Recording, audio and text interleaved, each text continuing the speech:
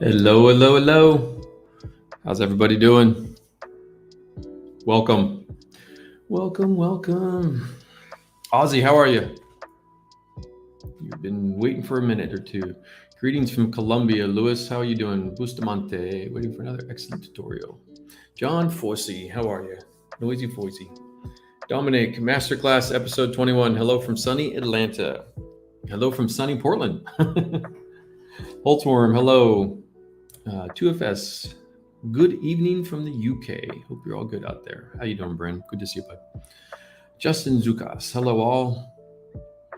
Sylvain, good day. Good day to you too. Zal, good morning. Zal's up early. Yeah, nice. You're a trooper. What do we got? Joe, how you doing, buddy? Chris Corsi at the bench with the beer. Keep them Jimmy Jams going. Justin Zukas says, yes, KINGART has the 90/20. Number 2's back in stock and on sale again. They're running a 50% off Labor Day United States sale. KINGART. So make sure, let's see. Music's on. Yeah, it's a little bit on the quiet side. Hey, John, how are you? John Barnico says, hey, Mike. Gareth Lewis, hey, Mike, and everyone. Happy Sunday, coach, from Joe. Not going to lie, Wednesday, I felt like I stood up. Dude, it was the longest week. I missed one stream, and it was the longest week for me. I swear to God, it was like, holy shit. So don't expect that very often, but it was all the conversations I was having that required my time happened Tuesday, Wednesday, Thursday. So I didn't have much of a choice. And I actually had some news.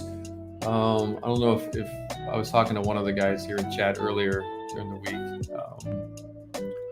Yeah, I was like, I almost did an impromptu stream Wednesday without any heads up because I had a moment of like an hour and then something else popped up and I'm glad I didn't because I was like, oh shit. So yeah, it was a busy week and we'll talk about it here in a sec what's going on.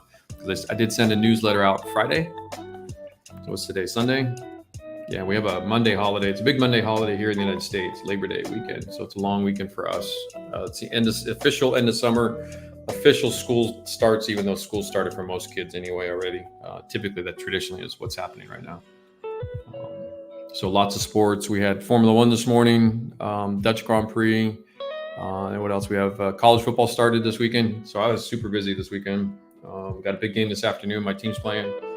And then what else we got? Pro football starts next week, I think officially. I think it's the final week of preseason. So yeah, it's September is a huge month for everybody. It's kind of the start of all the shops, kind of prepping for the holidays, everything. So it's a big deal.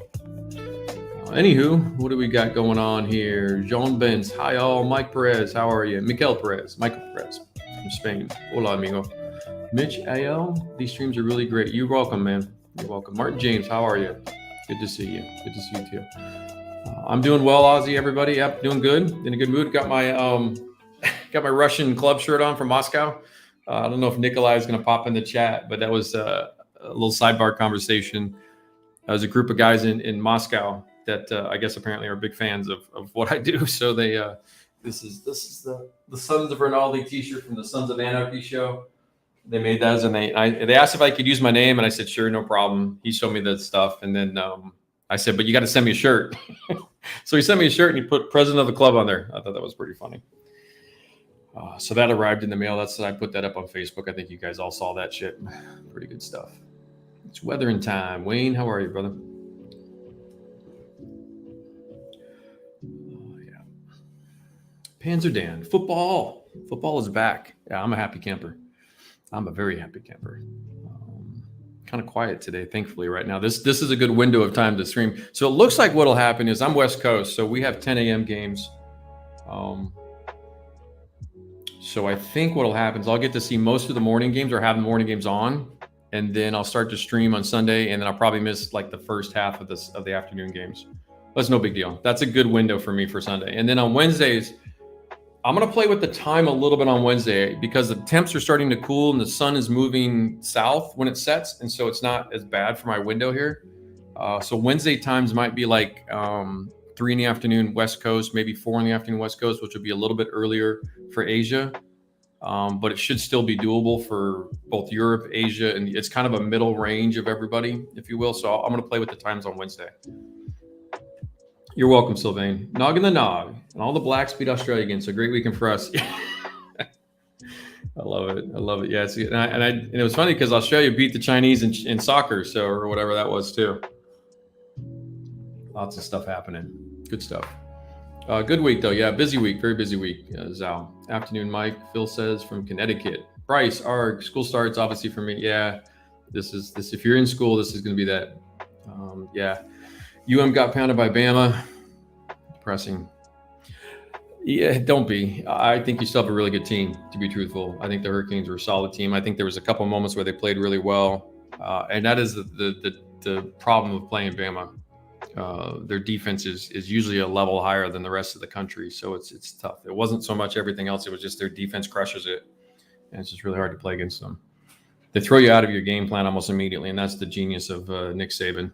You know, him and Belichick both are just that's what they do. Leo Tattoo, what's up? In the gym, but watching RSP live. Sweet, dude. That's funny. I don't know if you're on a treadmill or whatever you're doing, or on a bike or something, but that's gonna be kind of hilarious. Paul Irie, hello, how are you? Dennis, hey everybody, what a beautiful day, and thank you, Mr. for your time and effort. You're very welcome. Paul Duteau, hey Mike, hey Paul, how are you? I know I keep missing you in stream. Ilya, there you are. Hello, Ilya, good to see you too. Andrew, nice shirt. Yep, I'm really happy for the shirt. It actually fits great too, by the way. Super happy about that. I'm real picky with my sleeves on my t-shirts. I'm one of those like OCD. Imagine you guys can probably figure out.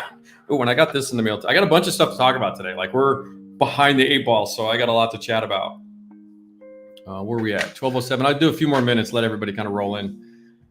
Usually what I do, about 10 minutes. What are we, 12:07? So you have another 5 minutes, and then we'll switch up and we'll get serious with the talks. Those are TRex parts. Talk about feeling stupid. I had no idea, dude. I mean, I'd heard of them, and I knew kind of who they were and what they were doing. And I've got a friend of a friend of a friend who kind of turned me on to it. And then I had another guy say, hey, you need to get these. And so they were in the mail.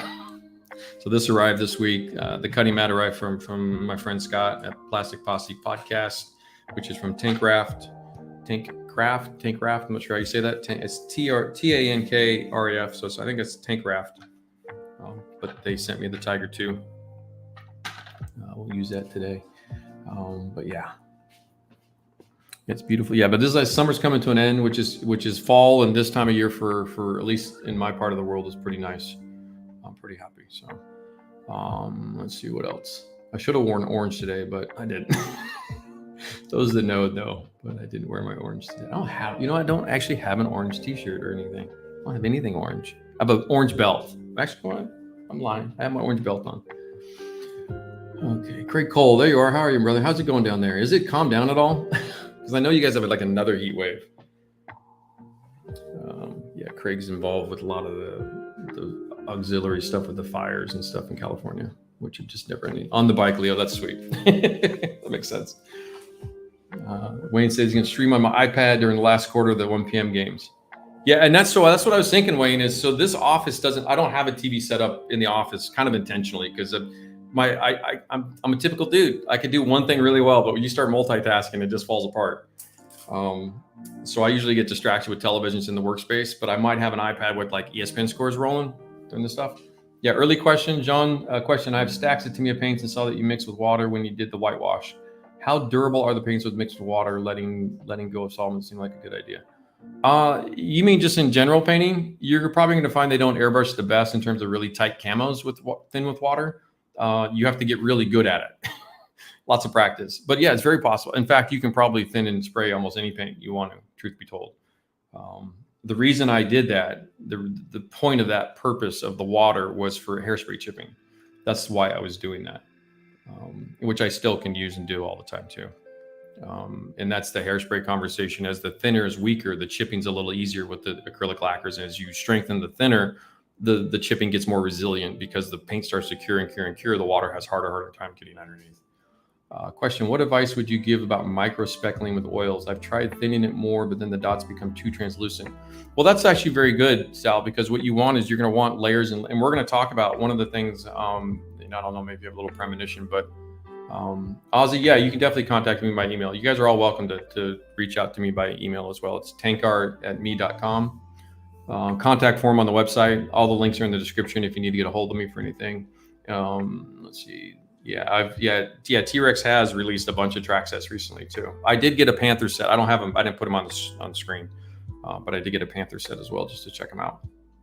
Squid Lips, what's up, buddy? How are you? TC, good morning from New Zealand. Yeah, my Kiwi friends are in stream. Panther Ninja just released, 7 variants. Yeah, it looked like he added more track sets to that release from what it read. It's been hot. The air is trash. Lots of equipment going. Oh God, dude, I can't imagine what you're dealing with. And that's kind of the shame because we've got the hurricanes east, you get the fires west. You just hope for a break from all this stuff so people can just kind of breathe and catch up. Because I mean, a hurricane in New York is crazy. So Gunpla Joey, hey buddy, how are you? Good to see you. Pretty. Thanks, man. I appreciate that. You're doing some good things, man. I like it. Let's see. Giuseppe from Tampa. Hello. I've got a bunch of friends in Tampa. One of my best friends is in Tampa. Keeps wanting me to come out and visit, and I just don't have the time or the money to just hang out in Florida for a while. But I will. If I do, I'll let you guys know. Two Hands New York. How long should I shake my oil paints? They have a shaker at Home Depot, but I've always had to shake it again. Okay, you think you're just funning. You're a funner. Hey, Mike, how are you? There you are. How you doing today? Hopefully it's quiet for you. Panthers, Aces, I'm using them on Panther. Yep. Let's see. Sean Bence. Yep, you're welcome. So to your questions, Al, it's always going to be the ratio of paint and thinner on that brush for speckling, as is most of the application processes involve the ratio. So if you want less translucency, put a little bit more paint on the brush. If it's not flicking as well to what you're trying to do, then just adjust those ratios. Those are the two variables. So you just have to play with those two. Now, what I'd like to say is, and we'll get into this a little bit later as we get into the actual demo parts, is the translucent ones are great because they'll show an older speckle. You don't need to have all your speckles the same intensity all the time. And that's one of the beauties of the process, is that you can layer in the translucent speckles with the more opaque speckles, and you're building in time and age, which is what we're going to be talking about later today. So it's kind of a good question, but we'll get into it. Yeah, it's hot. It's hot everywhere. It is cool for us. It is cool down for us, but it's been a hot summer.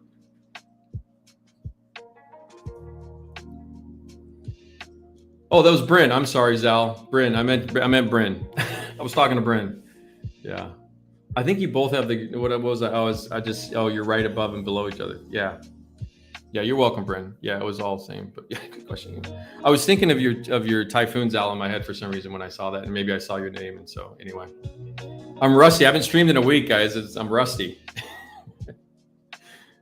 But yeah, what else?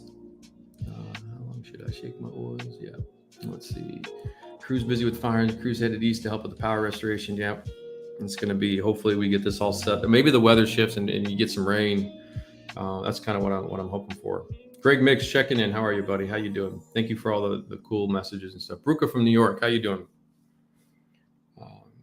Zal, yeah, it's a little early for you anyway.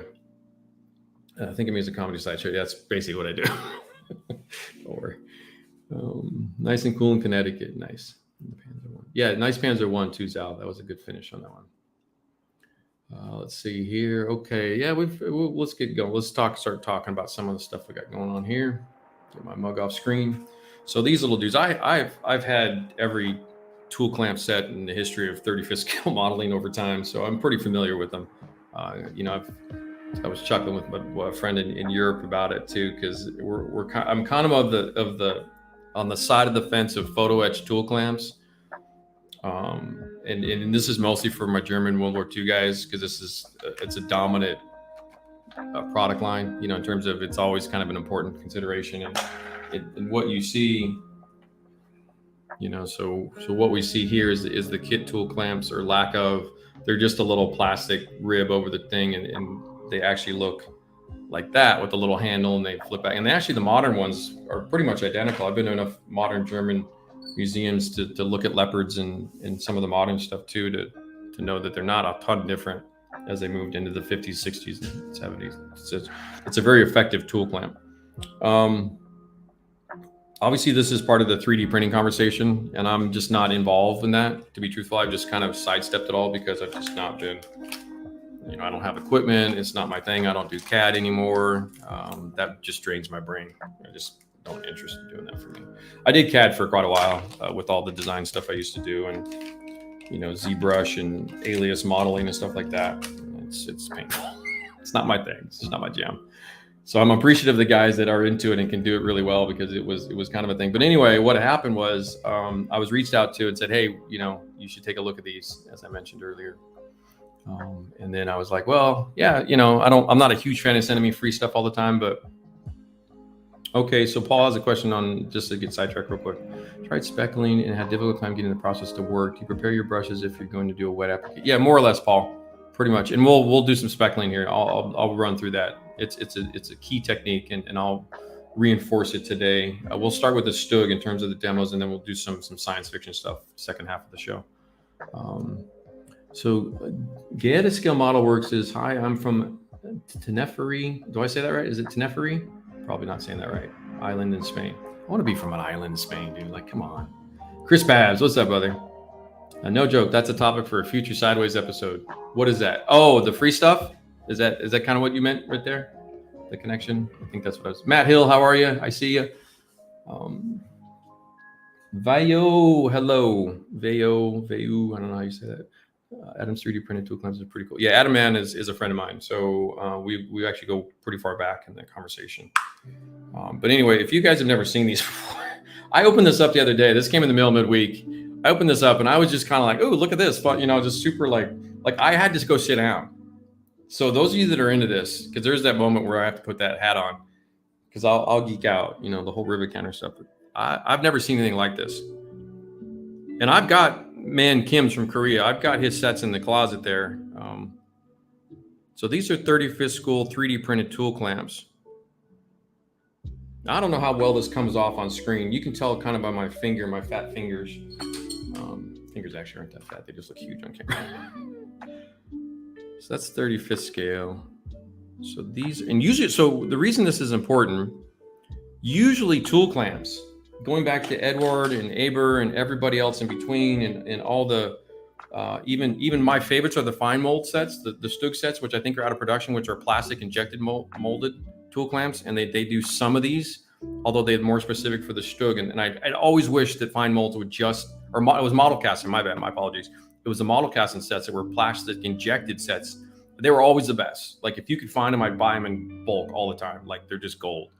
I don't think they're made anymore, or they're really hard to find. But anyway, these are 3D printed. I'm stunned the quality of these, how refined this is. I don't know how it's showing up on camera to you guys, but anyway, these are intense, and there's a lot of them, which I appreciate. So I was pretty much blown away by that. And then I opened this set, because you've always got to have these guys too. These are like the two staples of any armor modeler out there. If you're doing multiples of Allied in German, you've always got to have your Sherman light guards. This drove me insane. I don't even know how tank brushers putting stuff, Tiger and Panther gets correct airspace version. Yeah, I saw some of the, I think it was you, Mike, that were sharing some of the tank brusher stuff as well. So the 3D stuff is really coming on strong. I'm familiar enough with 3D printed stuff to go, okay, well, I'm just waiting for technology to catch up. And that all happened while I was asleep. So, but these dudes here, it was this stuff here over here that was just, the thinness of those periscope guards, trying to get you the angle, is insane. I don't even think you'd have to solder. They don't really make styrene strip or rods, maybe 0.01 inch, 10 thou, or yeah, 10 thou. You might be able to reconstruct these, but you also have the Sherman tools brackets as well, which is pretty unique. These are the finest printed stuff I've ever seen. I've never seen anything like that. The headlight guards are pretty good, but the reality is they're pretty thick in reality as it is. But those tubular periscope guards are really, really tricky to replicate. The photo etch ones just are flat, all that crap. And I've made my own over time in the past, gluing together styrene. And I'm not a good solderer with metal. It's not my thing.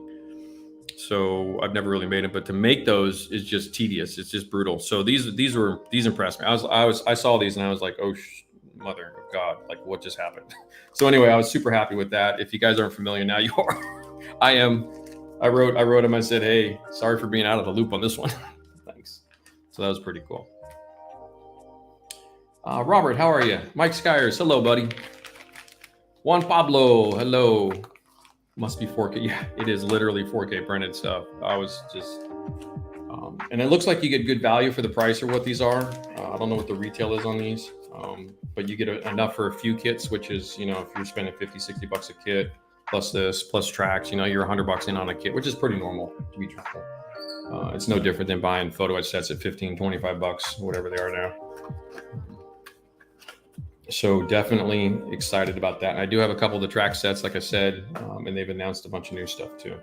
So the 3D printing world is really advanced, because the thing for me with 3D printing was everything was always about cleanup, you know, and that's what I've always learned was you're gonna have the resolution, all this kind of stuff. Well, there's almost no cleanup with those, and that's just, it's insane.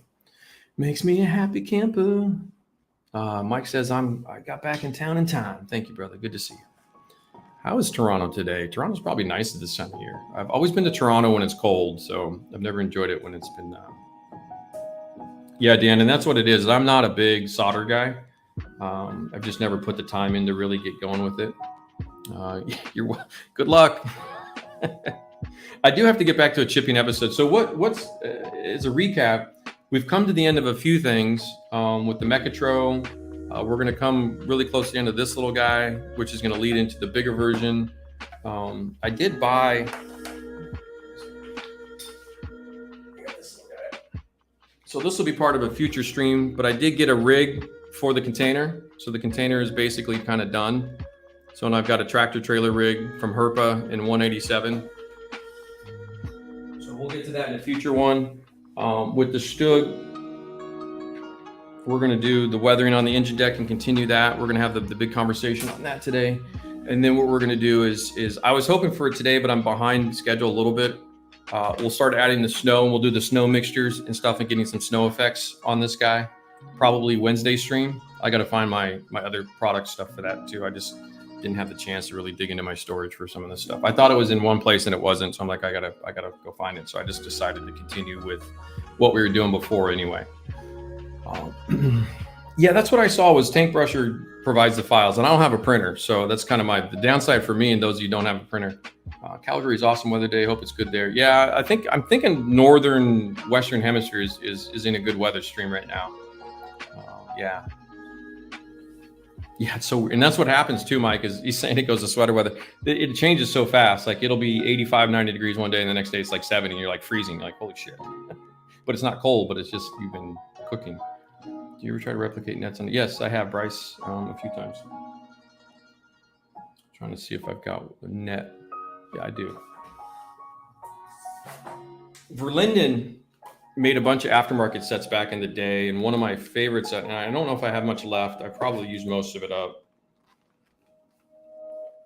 But there's a few other nets. I mean, there's other ways to do the net sets. But yeah, so in TankArt 2 on the Firefly. So any kind of fabric, like a tissue, a net, the ropes, which are made from string. There's a when you paint this kind of stuff, because you put it through a PVA white glue process of like a 50-50 water and PVA glue, or what we call Elmer's white glue in the US, same stuff. Then you soak your textiles, this is like a fabric net, a cotton net, or whatever it is. Then you soak it, and then you drape it on, and then as it dries, same with these, where this is actually, I think this was probably cloth. There's a photo etch light bracket too. Let's see. Yeah, but all the ropes and stuff have to be hand painted. So anytime you do that kind of that process, the paint, it takes a long time for the paint. You have to really be patient with this, because you want to brush paint this, and that cotton fabric is going to absorb the paint quite a lot. Same with the strings. These are all strings and stuff. You can see it gets a little frayed from the paint. You just have to take your time and build up the color opacity over time. But yeah, they're fun. But that's the trick, is to use the PVA glue water mixture and then drape it. And then as it dries, that's when you really want to put your folds in and stuff to really get it to look authentic. Medical gauze would work too. Yeah, any of the gauzes, any of that stuff. It's like a lot of other stuff. They have the different weaves and how tight they can get. That just happened to be a Verlinden one, so I've just used it over time because it's a good scale for what we do. It's kind of matched to 35th scale stuff. Yeah. So that's I guess if we're projecting out in the future, and I think it's going to happen way faster than I ever predicted. 3D printing on your desk is going to be a thing, just like an Epson printer for what it used to be for printing your own stuff at home. So I'm pretty sure that we're a year or two away from most people getting 3D printers at some point in time for $300 or $400 that are really good. I don't use the AMA oil brushers, and that's because I have a lot of oil paints already, and I wasn't going to invest in another brand, another line of things. The other thing too, the oil brushers in the mascara, Ilya is asking about ammo stuff, is I personally felt it was mostly a gimmick product in terms of, so especially the Spanish companies, they make a lot of the art supply stuff. Oil paints in particular are unique because having sold oil paints and having worked with oil paints is you don't go through them very fast. So if you're a hobby store or you're a manufacturer of this stuff, you're not going to get a lot of secondary sales on oil paints. I think what oil brushers really try to do is speed that up because you use them faster and you go through the paints faster, you'll be buying them faster. So I think that's part of the premise of what it is, plus getting rid of the tube, which could be messy, especially over time, and the tubes leak, they're just yucky. It is part of the oil tube process. But the thing is, the tip that's in that brush that, they take the mascara packaging of that eyeliner out and they put a brush tip in there.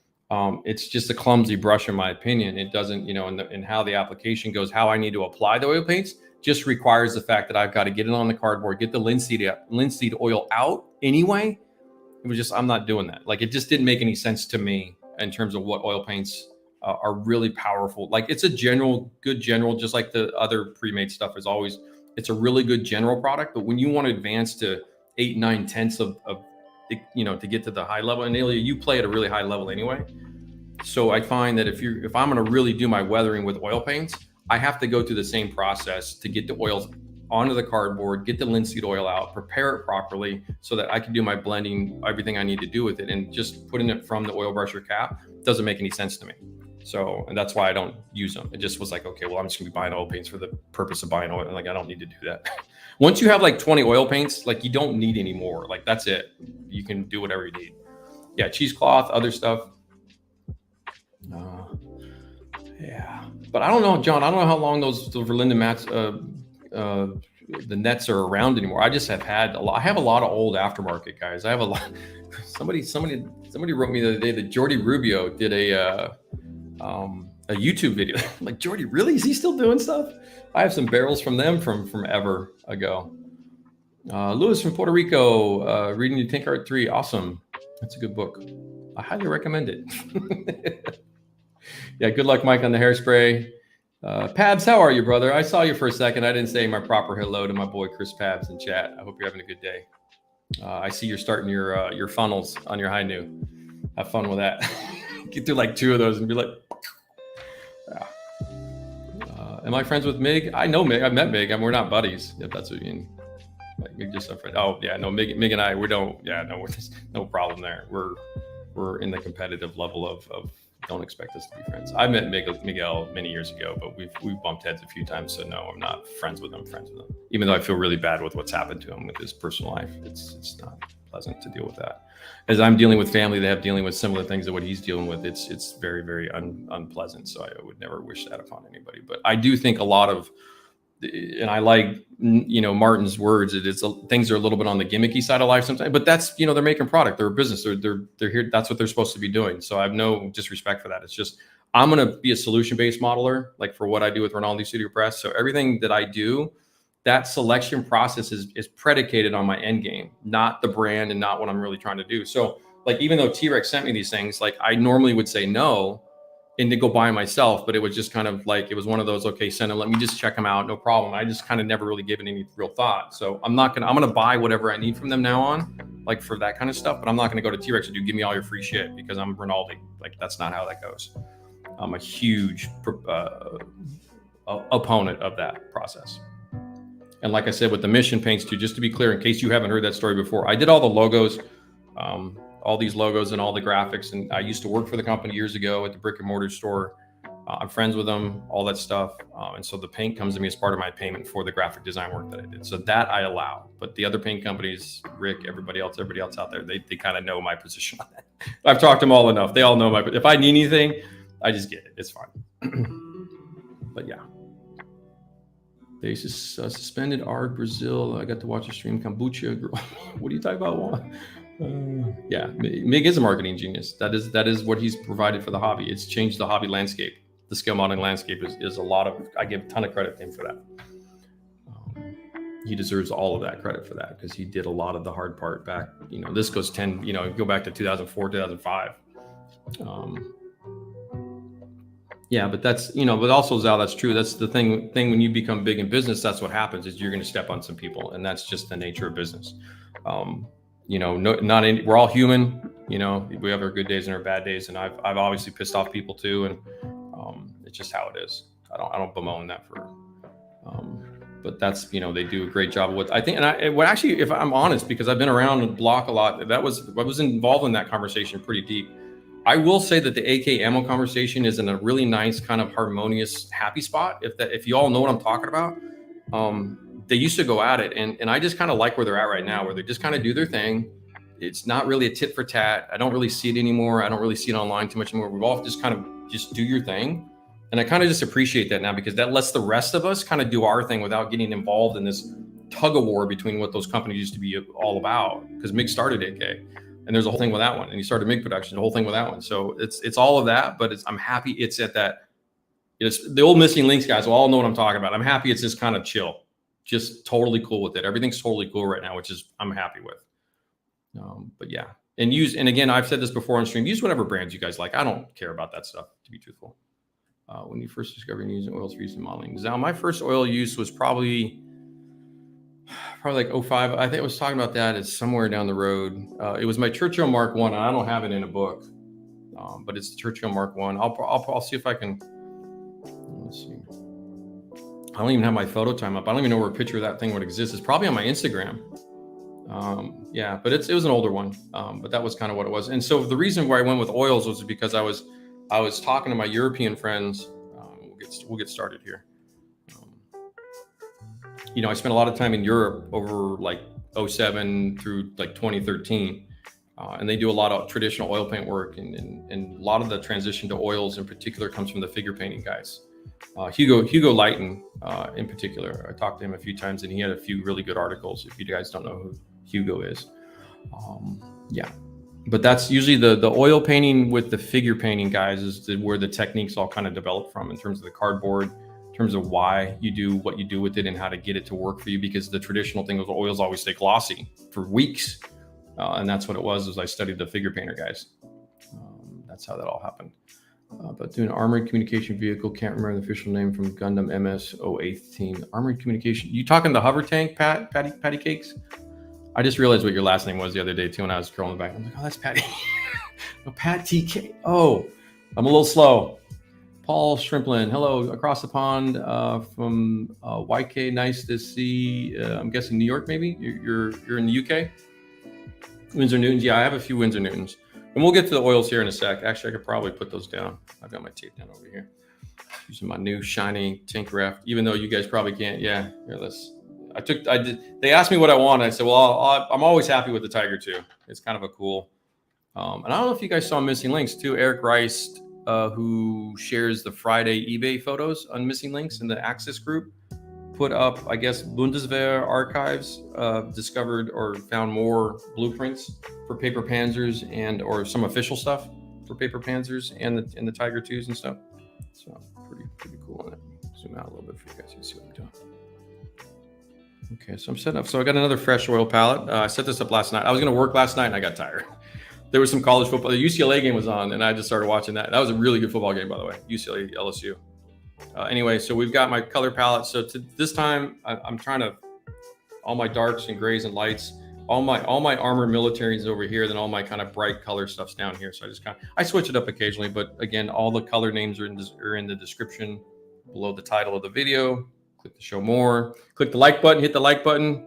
If you're not subscribed, you better be subscribed because I'm gonna come after you otherwise. I'm coming for you. But yeah, missing the Wednesday stream. It was funny how that just like you disappear. Like if you're not active on social media all the time, you're not a player. So yeah, I don't expect to be streaming once a week very often. We'll stick with the twice a week for my own sanity. And it was just kind of like, wow, it went a long time without streaming. I feel weird. Would you say I feel like the date night? Who said that? I forget that. Who said that right there? Yeah, the hovering tank, Patty Cake says, is a very cool kit. I've seen, it's the Bandai hover tank set, the recon. It's a recon set, right? 35th scale. No, I've not built it, or I don't even have it. I've never really gotten around to getting it. Dominic says that's a professional bar. Cheers, man. Yeah, I think you really have to, the integrity of all this stuff is important to me. I've been through the ringer with, like, and most of you guys probably don't even really know this stuff, but behind the scenes stuff, I've been through the ringer with basically all the companies. And that's one of the reasons I've just instituted the no free stuff. Just, it isn't happening. Because if you don't use it, oh yeah, use it when you want. Yeah, fuck off, dude. You want everything in my books all the time. No, dude, that's not how that works. So I've backed off of that. Yeah, I'm friends with, and that's the problem, is I'm friends with everybody. And what happens is, I think I mentioned last year with the girlfriend conversation, they all want to be your girlfriend. And I've been told that from them that they want to be my girlfriend. Like, they've actually will say those, yeah, we're the girlfriend. You need to go. No, we're good. Belgians are awesome. Some of my best friends in the hobby are all Belgium.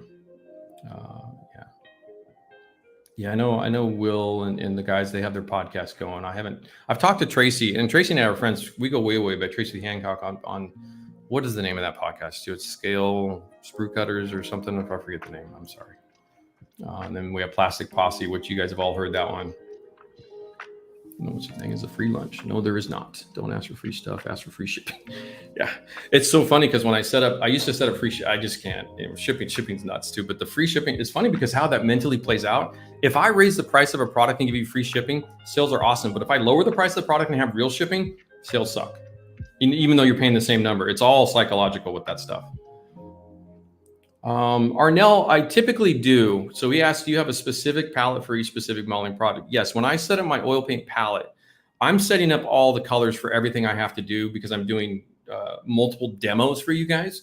But when I do it for real, for my stuff, which in the books, they have all the listings out of, they have all the color listings for each project as they go. And there's some overlap for sure, but they are specific for each model, Arnell, as I go, for sure. Absolutely. And that's how you should be doing it.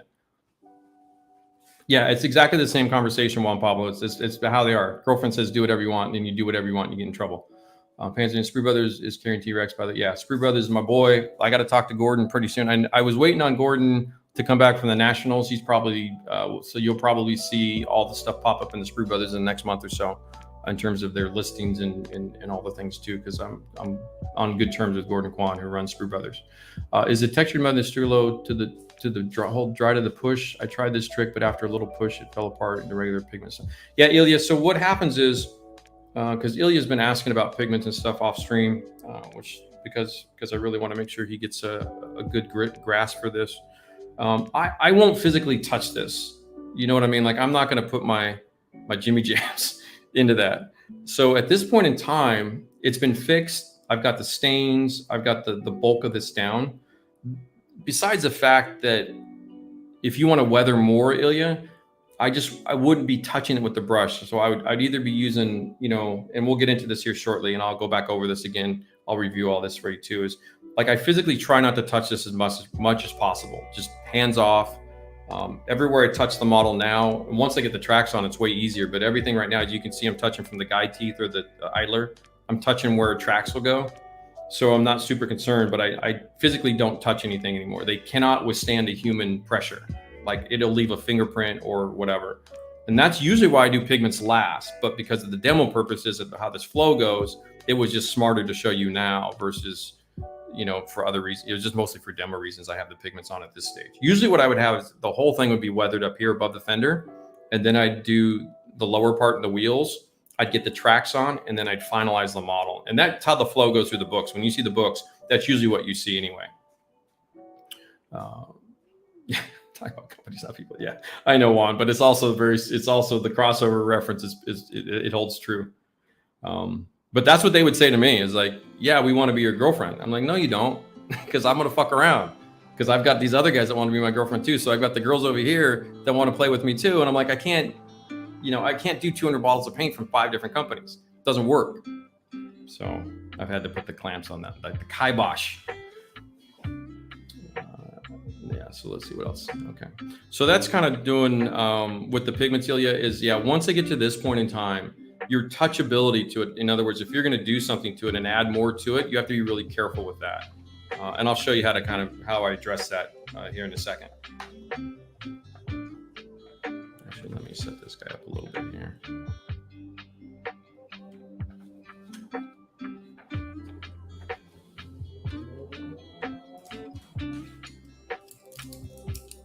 What else? Did I cover everything? Is everybody good? Are we ready? Are we ready to go? What have I been talking for 40 minutes? Oh yeah. Got the Kavorka. Dude, that's one of the best episodes. Let's see. I got all my stuff. So I've got the gold ones here. Again, these are what you guys will be purchasing from now on from KINGART. These are the 9020 series -2s, the max rounds or the ultra rounds. I think the names are slightly different on the websites, but it's all linked in the description down below. For years, I've been using Loa Cornell. And I will let you know, I do know who Cornell is now. This was pretty cool. This happened over, apparently.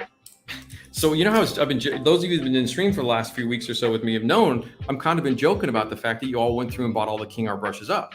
This is true. They wrote me and they're like they were very, very kind about it, but they're like, yes, we noticed that.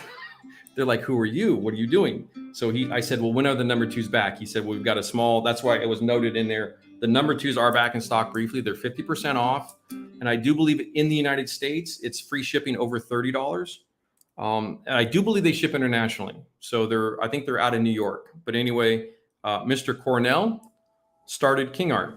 The reason these are identical, I can confirm this to you guys because we were having the conversations over the previous months and weeks about this. KINGART is a spinoff.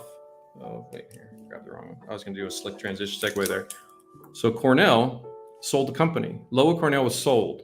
They actually wanted their name back. They couldn't buy it back, unfortunately, as business goes. So he started his own company, which is KINGART. That's why the brushes are literally identical, which is a huge relief to all of us. So anyway, they have confirmed that the number 2 are back in stock. So they are limited. If you need more brushes, I recommend, because this will happen. Your Jimmy Jams, you guys are going to go order right now, and they're going to be sold out. So that's what's going to happen. Again, and let me just recap, because I know there's always people coming and going, and it's always just a good refresh. When you're buying brushes internationally, especially, I know Zal, you mentioned that in something else as well. When you're buying these brushes, when you're buying a brush, for the reason I selected these, the reason I enjoy these a lot, it's how much and there's a name for that too. There's a name for how much liquid a brush can hold. I think it's the body. I think this is called the body of the bristles. So this is they're just about 14 to 15 millimeters, about 1.5 centimeters. And then they're a little bit over ½ an inch, about 5/8 of an inch, the bristle length, but they also hold a really sharp tip for a long period of time for the type of work that we do. I don't do figure painting with them or other stuff. This is weathering, painting, scale model stuff is really what I'm using them for. So I have sables for figure painting and stuff like that, but the bulk of the oil OPR and all that kind of stuff, these guys are the number 1 Jimmy Jams. And then you take the smaller rakes. This is a 1/8 rake that's been kind of abused. So you have a couple, and I just rotate them through the older ones. And then I've got a couple of the bigger rakes as well. There's these kind of rakes, which is kind of they go really thin this way, but they're wide this way. This one is the fill brakes. There's the fill brakes, and then there's an angled rake, which is similar, but it's got a cut angle across the top of the bristles. And let's see there's a little one. This is a little angled rake. There's various sizes of all these, and there's multiple other brushes, and we'll probably get into different brush uses as we expand. What I was trying to say earlier too, while I get myself kind of in the groove here, is we're in a weathering stage, because most of these, I've mentioned this earlier, a lot of these projects are in the final go. But as we get into fresh projects, we'll get back through the rotation of airbrushing, chipping. So you'll see a common rotation of all that through the streaming. So I wanted to mention that to you guys, that it's not just weathering. It's just because this is where all these projects are at right now, and I'm trying to finish them up. So I want this guy done this week. I want to get some more weathering with you guys on this. We'll do some snow and some tracks, get the tracks on, and then we'll wrap it up with some stowage probably in another week or so, and then we'll call the StuG done, and then we'll move on to a new tank. And then we're going to pull in the big armor, big Gundam 1/100 scale, GP04. We're going to finish up the Dom dudes back here still on the shelf, the 1/144 scale. So he's probably the next step to go. This little guy's getting done, the Mecha. So we're rotating through now, and then we'll probably pull in an aircraft in a couple of weeks. I have the kit locked out. Okay. Is it belly? Is it belly? Is it the? It is the belly. Okay, that's what I said. The body or the belly, and that relates to the base section of the bristles and how much liquids they hold. So they talk about the. I knew it was one of those terms. The belly, body. I was close. Thank you, John.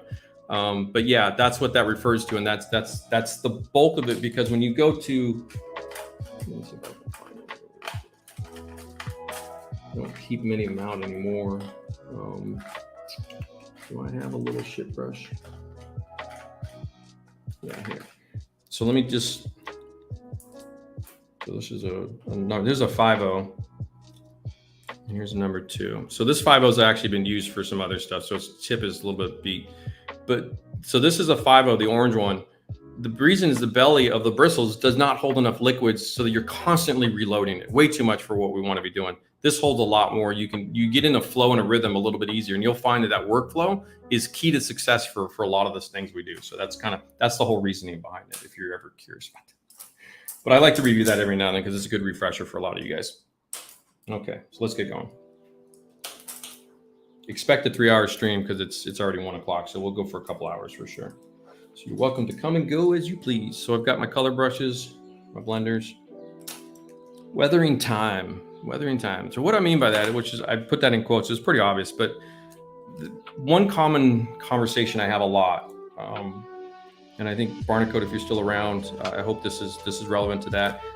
Synthetic, I do believe they are synthetics. They are probably branded out as like a watercolor acrylic that's synthetic, but they're very useful for what we do. What they're designed for isn't what we use them for. So just understand that part of it too. But the golden Taklon bristle is kind of this color. Why they're called this is because that's kind of a golden color. That's where they get the name from. Rasso Privet, how are you? How are my Russian friends? What's the new tank? New tank will be the Cromwell Super Dry Brief. I've showed that in the earlier week stages of like episode 4 or 5 where I was explaining the new stuff coming up, but it'll be the Tamiya Cromwell. And we're going to do a desert, what if, maybe a desert rat scheme for the Cromwell. Kind of fun. Question, Vallejo chipping medium. Do you thin it water or just spray it raw? Should just spray it raw. I don't, it's been a minute since I've used it, but I shake it up really good. I do not think it needs to be thin. Now you can thin it to adjust the chipping ratio. So I'd recommend, Mike, to be truthful, is have a scrap and run some tests before you really dive hard into that. That's going to be your best friend, especially if you're kind of, in that trepidation of, I haven't really done a lot of chipping with it. So that would be my recommendation is definitely run a few tests first. But that's okay, Zal, if it's a little longer. A little shorter is probably worse than a little longer in terms of the bristle length. So you'll be okay. As long as it's similar. The KINGART is like another big story. Yeah. Labor Day special, 50% off every free shipping on all orders. Okay, cool. Yeah, they look like they're relatively newer company, but they're making a difference in the art world. Their prices on stuff are outstanding for what they sell. Yeah, they're going to run out of number 2s. So I probably realistically go through my number 2s. So where are we at here? So we're in the second month of the gold ones here. We're using them quite a bit. So you can see that you're getting a good couple months of use, 2-3 months of use where they stay really nice and then have to move on.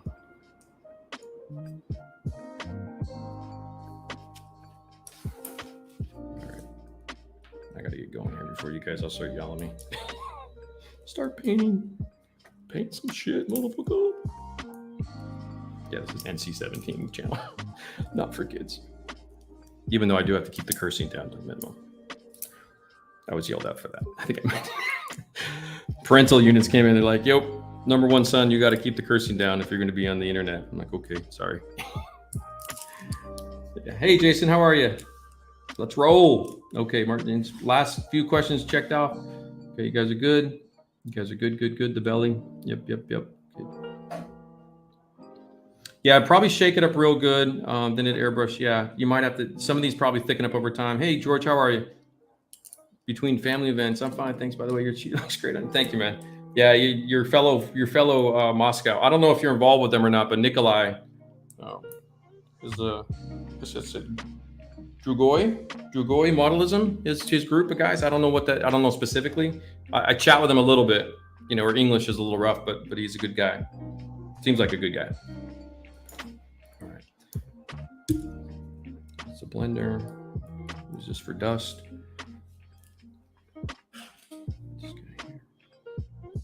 So these are a day old, so I have to cut some open here to get the flow going a little bit.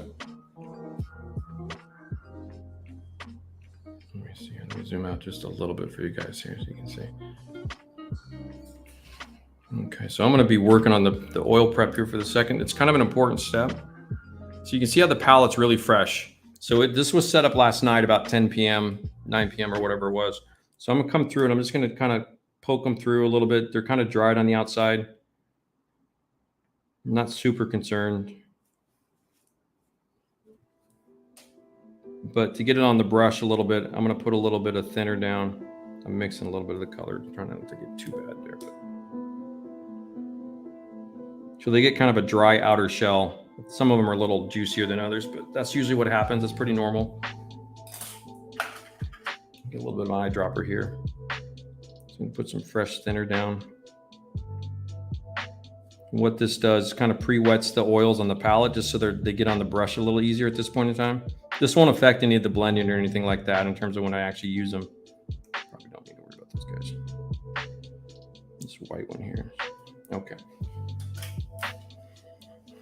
So now when I come in, see how it just immediately starts to blend out? Okay, that's what you want. You want to be able to get these colors flowing into the brush quite easily so I can start my initial color spectrum. So as you recall here, the engine hatch.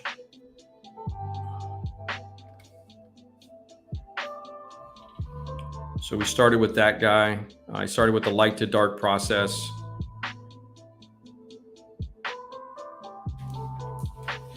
And we'll continue on.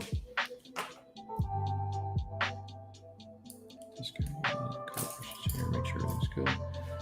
Rule of thumb for brushes budget is a set of cheap weather brushes per model. Those will paint put it when the skins are great. Yeah, top of the muffin to you as well, 2 hands. That's another one, right? No, I didn't flip you off, even though that's another one too. That's the waitresses. Do you see what she just did? Okay, so let's move. Let's go this way.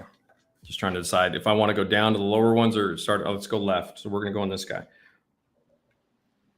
So to the weathering time conversation, what I meant by that, or the implications of that, and what I'm seeing, because this is an important thing for me to talk about in terms of being developing my players on the team for the season coming ahead, of the game plan of what we want to do and how we want to portray ourselves. What's our identity? What's our team identity here, if you will, if you'll allow me that.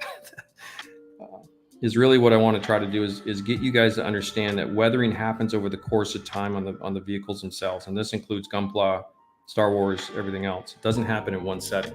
So when you replicate it in such a manner that it looks like it has happened in basically one day in the field, you do a disjustice to the final weathering of a model.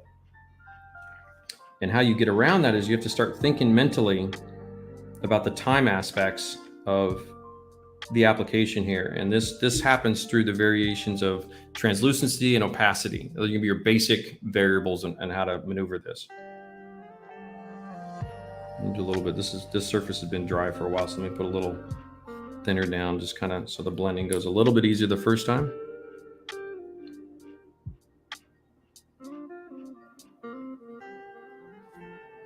So what I'm trying to get to is that to weather time is you have to play with your opacities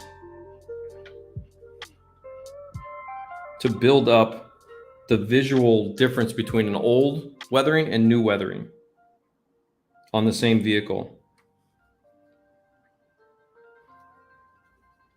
Let me just get this, do the whole deck so it dries evenly so there's no funny business. So what happens with this is as I start to apply the light coats first, in this case, this is the application execution, if you will. In other words, I'm getting the initial dust kind of discoloration down. Remember, this is the demo model. It's not a perfectly built StuG. It's not trying to be that whole thing. So there's some mistakes on this guy. My rivet counters are freaking out, like missing brackets and stuff. That's no big deal. So by starting light to dark in this overall conversation, what I'm building up right now is kind of the original dust and dirt that happened on the vehicle. And as I start to darken these, in other words, I don't go straight to the medium tone, if that makes more sense, if that connects you guys a little bit better. I start with the light, even if I'm never really going to show the light colors. I start with the light because that's kind of how it happens in the time line of the vehicle. It gets light, and then as it gets dirtier and dirtier, those colors darken up over time, or depending on the season and the region, how that happens. So what I'm trying to do here is I'm moving into a little bit, oops, too much black. Clean that back off. Grab the wrong one. Trying to look over the camera at my color palette here.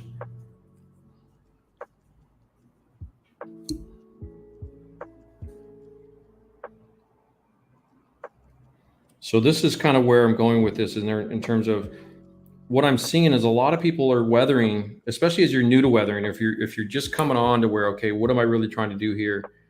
You're not really familiar with the references yet. You haven't really put the time of studying yet, which happens because you want to get going. You know, the study aspect and the research aspect is actually considerable. And I don't want to underemphasize that, but I do know that the time is you just want to get going. You want to start doing this stuff. And so what happens is you pick a couple colors and you just go. Let me try that off real quick. Well, the downside of that is it looks like it was weathered in a day. And I'm trying to kind of, as I analyze this too, the greater hobby as a whole in terms of weathering is that to understand the fact that if a machine goes out, it could be Gunpla in an anime, it could be aircraft, you know, doing sorties of any scenario. Understand that by the second time and third time that vehicle is being put back into the field, whether it's armor, aircraft, whatever it is, that starts to build up because they're not washed. This is not a peacetime conversation, by the way, I should mention. They're not coming back and washing these off in between. They're not going through that process. So you're going to have that element to it. And that's where I'm trying to get you guys to understand that if you're starting with the medium and dark tones, you've already backed yourself up a little bit to where now it's like, wait, well, now what do I do? So by starting with trying to get you guys to understand that you go through the progression of light to medium and dark almost all the time will give you guys the time element of age onto the weathering as you go. Hopefully that makes a little bit of sense. Thinking of you and Team Marsby, it looks like a lot of photo commercial fishing boats and all the glorious. Yeah. Oh God, I bet that's great. Yeah. Leo, how are you, Leo? The other Leo, there's a bunch of Leos, but Leonel,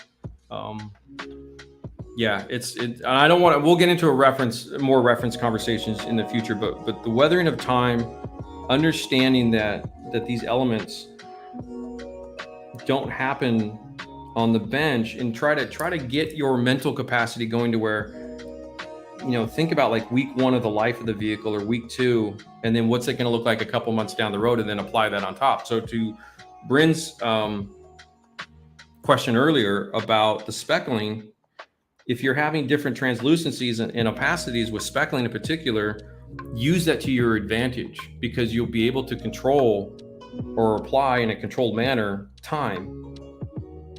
I mean that sincerely, like you're actually adding in time elements.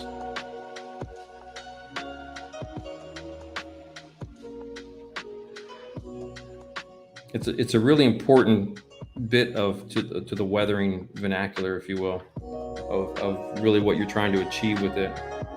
Oftentimes when scale modelers come into the weathering conversation, especially the science fiction world, because you don't have the ton of overall one-to-one references to really lean on, like you haven't studied weathering.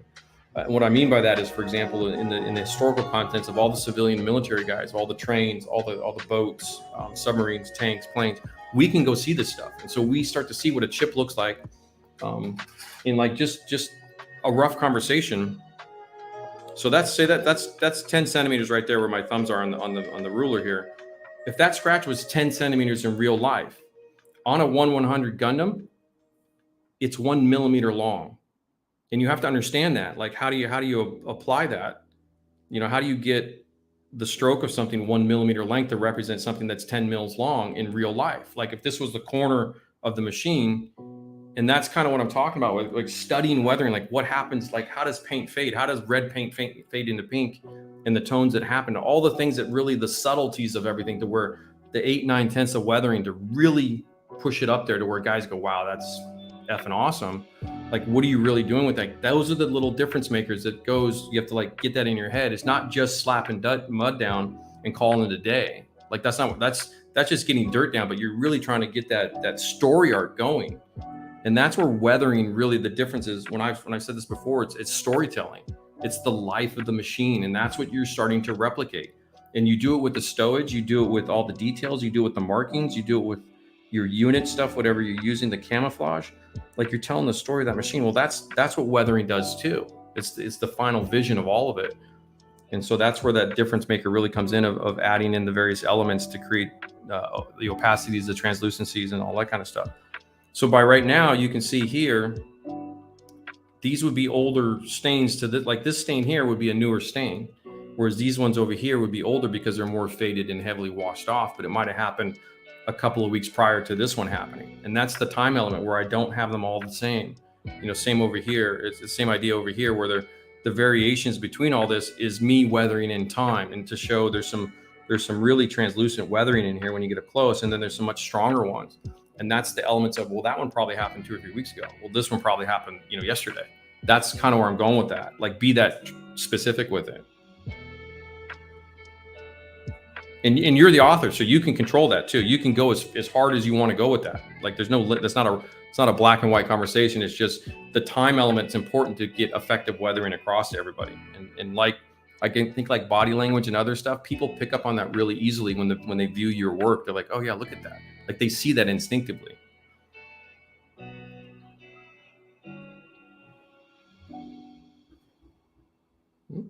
Kissing the camera there.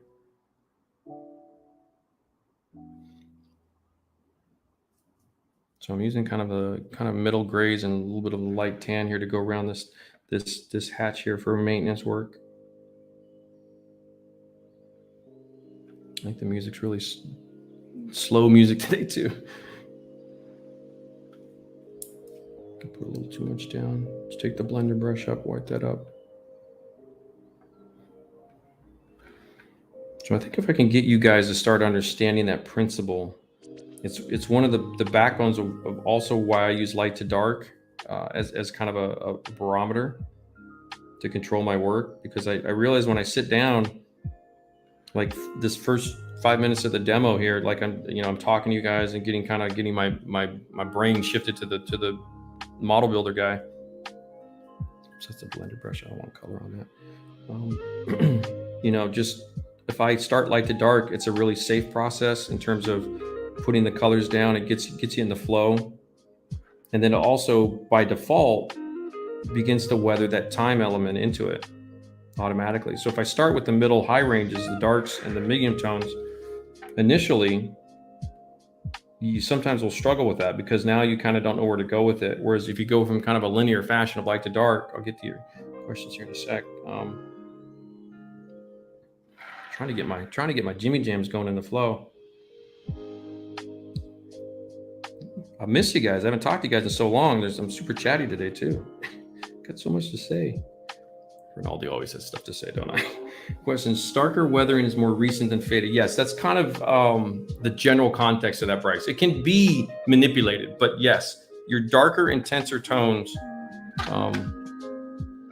The idea behind this is that these are fresher stains now, and these are older stains. This is older maintenance work, because this is if this vehicle in particular, or a vehicle in particular, or a train or something is in use for a long period of time, you're going to get the progression of coloring from the fact that dust happened a month ago. The dust never left. More dust and more grease, more grime builds up over that, so it's going to enrich in that color spectrum. So yeah, typically the darker is either a wetter version or a newer version in the basic context. Hey Alex, how are you, buddy? Good to see you. Bonsoir, amigo. Crack myself up. Mon ami.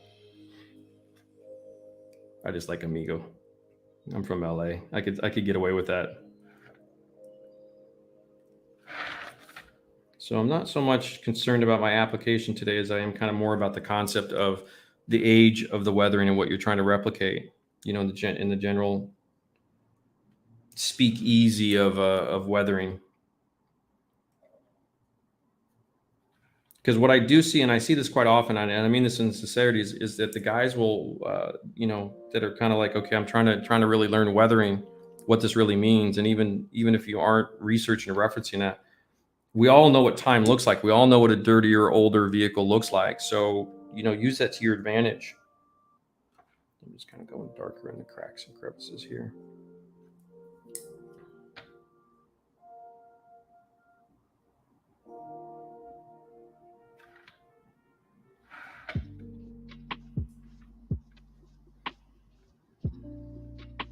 And I'm just using a real simple color palette on this guy right now too. I'm not really getting too, but I am trying to keep kind of the collection of the dirt and grime away from the hatches themselves, because what I'm trying to do is showcase kind of like, oftentimes this discoloration on this paint, because if this is going to get kind of dirtier, it's going to be because these are constantly being opened up and they're always doing kind of maintenance and other stuff. And then I'll add in slowly on the back end kind of the last bits of human interaction on the panels. So that's what I'm kind of doing here. And so this is kind of a middle range. So typically what's happening, so again, that looks really dark, but that's not going to be that dark, because I know also the grease and grime colors I want to use for this hatch edge are going to be a lot darker than that at the end of the day. So it's playing with it, even though it sounds a little hypocritical, it's not, because of the type of effect I'm trying to achieve right here. This is going to be the greasy human interaction part of their hands and stuff like that. So that's kind of why that color's down. But remember, I put a light coat of dust down prior to that anyway. So I come back in here and I'm kind of jiggity in this right now. And that's to give kind of that hand applied greasiness. There's almost no thinner beyond what I applied it with. So this blending brush is pretty dry, and that gets you that kind of nice, see that nice cloudy diffusion, but it also applies the panel line at the same time. And this is what I actually do on this guy. What I've been doing on that, what you just saw is kind of a similar idea, like up in here, where I'll apply the color and then I'll push it up into the panel lines. So this application process, oops, it looks like I accidentally touched that by accident.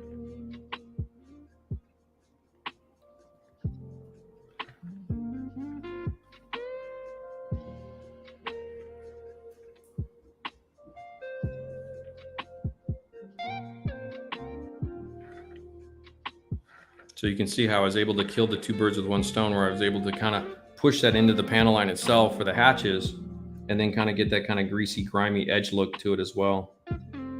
So that's an application of that. But it's still a fairly middle range tone. It's not really that dark in terms of it, even though on camera it looks a little bit darker than it actually is, because it's also still kind of fresh. Just kind of hand greasy, like if he's gripping the edge of that lip of that thing when that's open, because he'll be down inside that a little bit too sometimes, or he'll be kneeling over the edge of it. However, the guys or multiple people will be working on this. So now I'm kind of starting to build up a second layer of color on top of some of this other one. So there, in that simple little spot right there, is I'm adding age into that weathering around this little hinge right here. And it's those kind of really, really subtle additional layers that's where the time element starts to really become prominent. It does not take much at all. And I think it's just, for some of you, it's going to be a relatively easy switch. Where you're adding one or two colors, and then you're coming back in and you're adding two or three more colors and starting to really, really grasp. It seems like a lot of work sometimes. I think it's probably another thing is where you want to kind of take the easier path.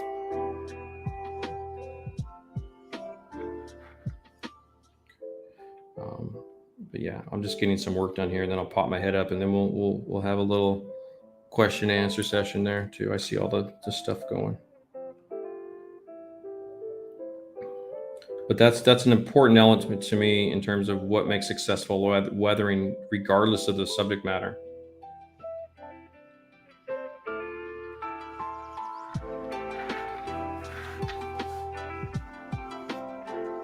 Because this is kind of a universal truth, so to speak. I'm just kind of cleaning that up so it's panel line's a little sharper.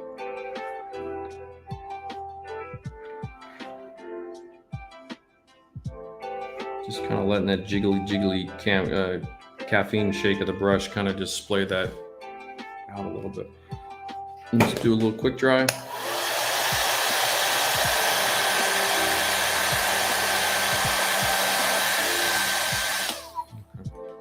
That's actually looking pretty solid. But you can also see in the storytelling conversation, I'll get to you guys real quick. You can see how I will do some stuff here, but I've kind of got a balanced viewpoint of the intensities of the various, like they're not all the same. They all have kind of different translucencies and opacities through the various patches now. So the back of that, this is actually a fairly, even though I didn't get this hinge completely done yet, and I haven't done the final panel line wash on that stuff to pop some of those hinges out a little bit, but still, more or less, you can kind of see what I'm talking about now, where we started with that, and all of a sudden this was clean and blank, and now you can kind of see how I've, through all the conversations we've had, OPR, section by section. A couple of weeks ago we did this, today we did this, boom, done. Like it's kind of done. It's pretty much 90% done. Like I can keep going. And I don't want it to get too psycho. I have other plans for this model in terms of its overall appeal look, so I don't want to get like super intense with the maintenance weather per se. But that's what I'm doing, just to kind of press a button. So that's kind of where we're going with that. I think it's a pretty solid little conversation right there. Okay, let me go up a little bit. Team Juicy. Plasma just burns it through with the light. Pretty sure there's an uptick in model related house fires after. It might have been. I haven't watched the Plasma video in a while. That dude's got some followers. Trying to get you. Okay, so yeah, George, I see. Okay, I caught that one. Yeah. Jocko, how are you? Is Vallejo chipping medium good compared to AK product? I think they're probably fairly equal. So, and I have promised it, and I haven't delivered it yet, but I am going to be doing a dedicated stream on chipping again with the Mission Model paints, and my discovery about how alcohol products are affecting the paint. I think this is, so what I would look at with this, if you're using water-based paints, is to make sure that I believe the chipping fluids may not have alcohol, which might be a bonus. So I'm going to explore that a little bit more in a future stream, but that's kind of one of the elements I'd be looking at. I don't have the AK stuff to compare to, and I know AK and Ammo have leveled chip. I don't know if Vallejo has a different version. Like I know in the other Spanish guys, they have like a base chipping and they have like a crazy chipping or whatever they call it, heavy chipping or whatever, extreme or whatever they're talking about. So I pretty much believe they're all fairly similar. They all go on the same. Oh, that's cool, Ross. So that's great. I'm glad. Yeah, please say hello to everybody over there for me, Ross, in Russia, in Moscow. I really appreciate this. Really nice gesture. Good rule of thumb for brushes. Yep, budget a cheap set, and they have some. KINGART also has some sets as well, some brush sets. I'm gonna try to see if I can get some of those and use some of the other sets to see how they work and those kinds of things. For all the putting skins agree out. I love you, Tunes. Okay, so focus. You're gonna hit the heat burn on different materials: steel, stainless, aluminum. Yeah, probably. I'm trying to think what I would have that on. Maybe I'll do more on the thrusters for Gundam, Jason, and then. I don't have a jet plan like in the near future, but I know I need to do some jet modeling and some kind of heat discoloration stuff, a little bit more motorcycle exhaust, some other stuff. I have to get to it, Jason, but I don't know when I'm going to.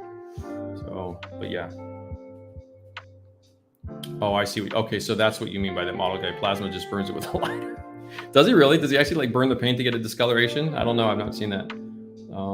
Neil, you're not late. You're just on. You're right on time.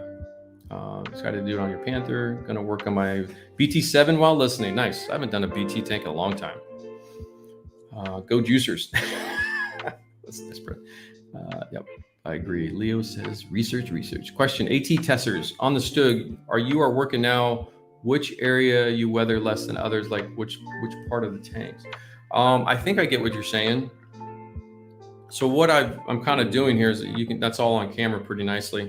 So we've started over here in the first part of the streaming with this. We weathered this up and then worked our way around. But you can see I'm trying to keep a balance of the colors because it's a winter subject, number one. So it's not going to have hyper intense areas above the fender because the earth is frozen. So there's not a lot of opportunity for it to happen. So this is kind of just a general discoloration. It's probably more intense than being realistic. But I'm also going to add some whites and some snows on top of this later on as well, because I want to have kind of an overall, and that's from studying some of the pictures of the snow effects that happen. So you have to use your references, AT, and then kind of determine where you're going to be doing your heavier work and your lighter work. Yeah, and so Dominic says that's why Gunpla built. So you're going back to my conversation, and it's good that you guys study the armor guys for sure in terms of applications, Dominic. But also one of the things I'm going to start pushing as we get into the bigger models I have for Gundam is the one-to-one correlation and like how does grease stains look? What does chipping really look like? What does faded paint really look like? So that when Gunpla guys start to do it, they have a base foundation versus just a copycat attitude in terms of just like, I'm looking at the tank guys and seeing what they're doing. Like to get a base foundation understanding to me is more important. Even if it takes me longer to teach it, it'll pay off down the road. And that's kind of an important part of in that, because you guys don't study it a lot. I would say if I'm being a little using hyperbole, if I will, and no real hard numbers, I would say probably 5 to 10% of all Gundam modelers probably really study the real world for real. And the rest of you guys are just kind of doing it and kind of just throwing stuff on there, thinking it looks like how you think it could look. And I think there's a disconnect on the reality of what big machines, what happens to them, you know? And so it's going to be connecting those dots as I go as well. Part of my, you know, putting that hat on down when I get down.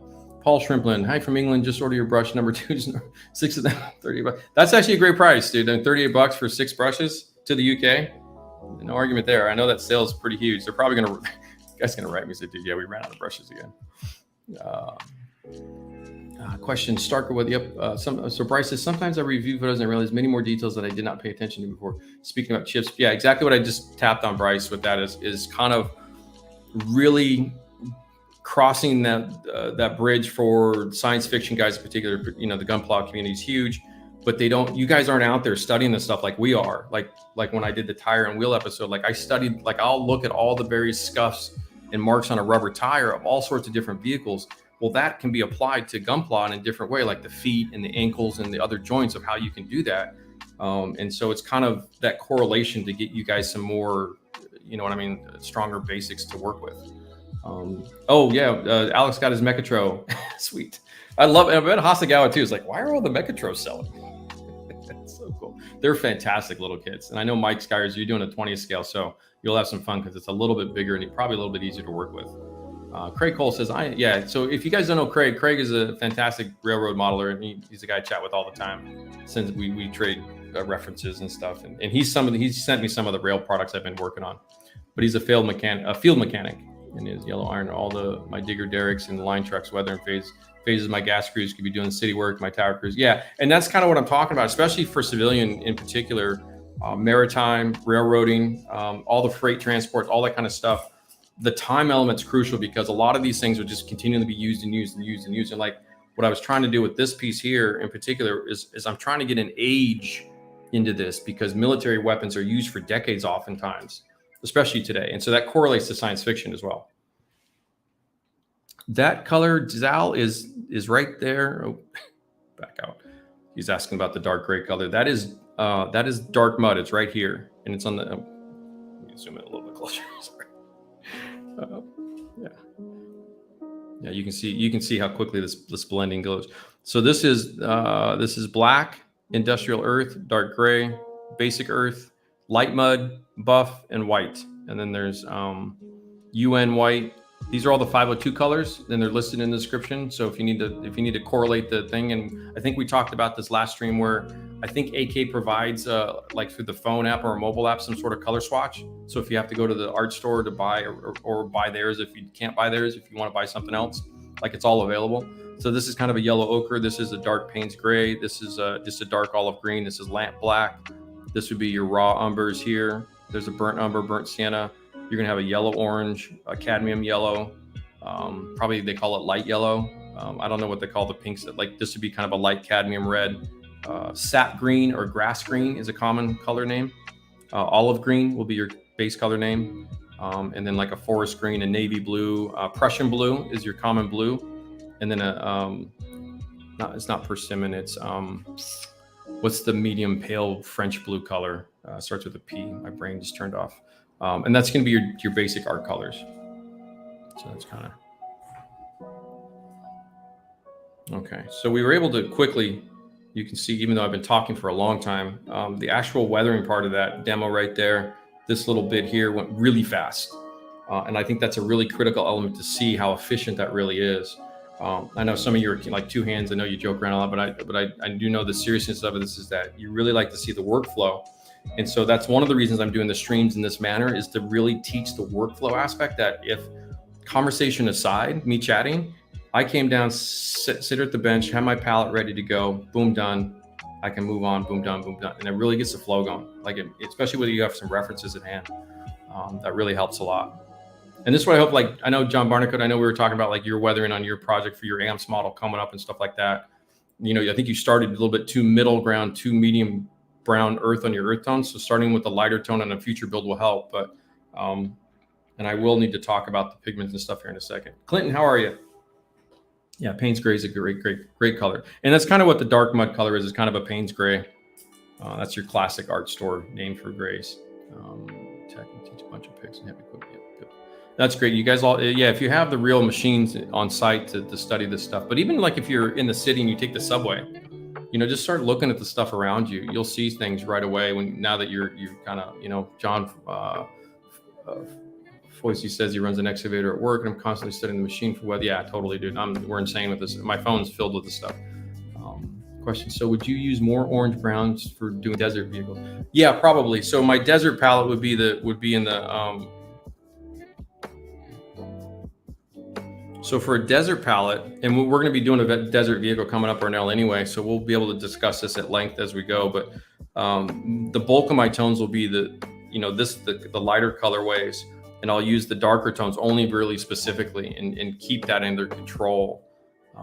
It wouldn't be super different to what you see at the StuG. The StuG is a white base. Imagine that as kind of a desert base, and then the slight discoloration on top you can get away with.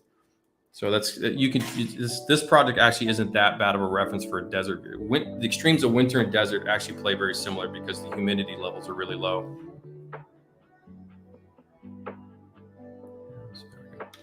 Okay, so let's keep pushing this again. Let's do some speckling. So let's talk the speckling conversation for you guys. So put this guy down, get my little flick stick here. I'm going to use a little Tamiya sur stick. I love these things. Okay, so speckling. Let's start with like a wet application speckling. We'll go through the process for Paul and I think Brandon. You guys were questioning that. Any reasons why you're using 502 instead of for the color tones? No, Sylvain, nothing specific. I think as I mentioned before, the 502 oils I've had since 07. So when they first came out, it was my one interaction with Miguel. One physical, it's one time we shook hands and he says, "Here, Mike, you use oils, try these out." So he handed me a box of 502s. But oil paints in particular. So the thing with oil paints to keep in mind, regardless of whatever I would probably not recommend student grades unless you're on a really tight budget and you just want to learn about how to use oil paints. Overall, just an artist grade is going to work fine. The small tubes are fine. The smaller, like we don't use very much. So you don't need the big 37 mil tubes, the 20 mil tubes, or even the smaller tubes. If there's like a 12 millimeter tube in terms of the size on the bottle of the tube, that's totally fine. Trust me, they last a really long time. So no, it's mostly just the color spectrum, Sylvain. The Winsor Newtons, the 3 Winsor Newtons I use, the burnt sienna is in my opinion the best colored rust available. So that's why I use it. That's how that happened. But there are other, it doesn't matter. It's like all the paint conversations. You just use what you're comfortable with, what you like to use, how you like to use it. Yeah, I have an old pigment stain there. They fucked that up. So with speckling, get thinner on the brush first. Let me zoom out a little bit. You can see this. Let's go back to this camera angle. Zoom into here. So with this, we'll get the brush wet. So I'm going to go with kind of a similar tone to the staining I have on here, kind of a middle dirty. Let's try to get some color in there first. A little bit more thinner, so it is starting like Paul asked about, like a wet application, because you're going to want to flick this. So I'm just kind of loading the brush up at first just to see what it. Now I'll come over to my towel here. I'll just kind of get myself so I can see. So that's what I look for. That's kind of my test splatter. And then I can come over here onto the model. Now these are pretty light in tone. Get a little bit of that juiciness back over there. They get pretty close. Like I said, it's usually about a centimeter to a little bit under a centimeter away. And you aim by that's how you aim, is you rotate that to direct that view, or that spray pattern. And the reason I get close, because if I hold back from here, if I move up a couple of inches away, that splatter is going to go over the whole model, and I don't want that. That's not what I'm looking for. I'm trying to just get some speckling. You can already see what it does, just kind of puts it down right in there. Now, if I wanted those to be more opaque, get more paint. I just kind of clean the brush up a little bit, get a little bit more, reload it with paint. And you're going to want to tap that paper towel and unload that to get that fluid out of there a little bit. And then I'm just going to test it on the towel to see. And then come in here. So these are smaller, but they're more opaque. Yeah, you can see that on camera. So you can see in here, right in here, how opaque those are.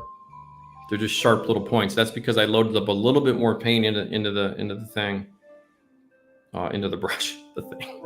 It's called a brush, dumb shit. Yeah, I know. So you just come in here, and it's just a gentle flip of that tip of that brush. You can see how I don't want to say gentle, but just I'm not going nuts. I'm just kind of laying down a little bit of. I can come in here. See, by controlling the angle, a little device that you flick against, you can really aim and you can actually get fairly precise. And then if you want to go the other way, so the sharper ones, again, to the time conversation, as some of these start to dry out a little bit, these sharper ones are going to be a little bit of a newer stain. So if I go a little bit more translucent, more thinner, less paint, just make sure I do this correct. Yeah. So these will be a lot clearer in terms of transparency. I'll pull up just a little bit higher.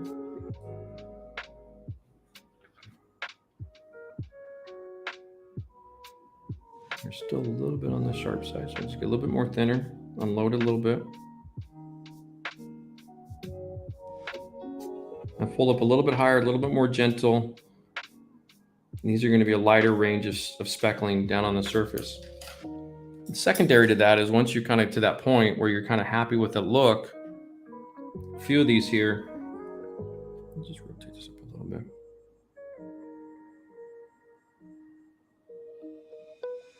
This will kind of knock some of them down a little bit.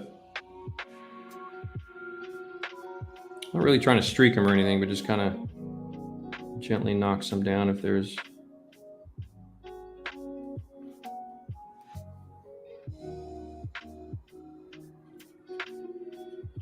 So you can see how that kind of works.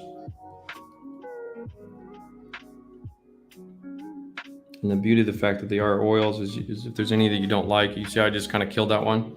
It was right on the panel line there on the hatch. Just kind of knock some of them down.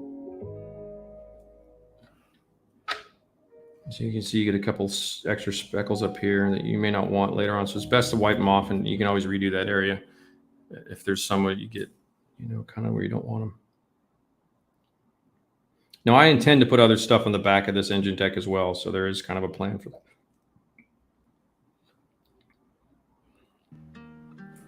So then now I've got a nice little range of kind of discolored speckles and stains and stuff on that deck. And that's pretty fast, pretty easy.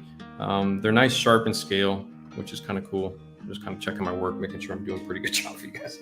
Mike, does the size of the brush determine the size? It can a little bit, Zal. Yeah, if you were to move up to like a number 4, if you're going to speckle with if you speckle with something like this, yeah, it's gonna definitely have a lot more.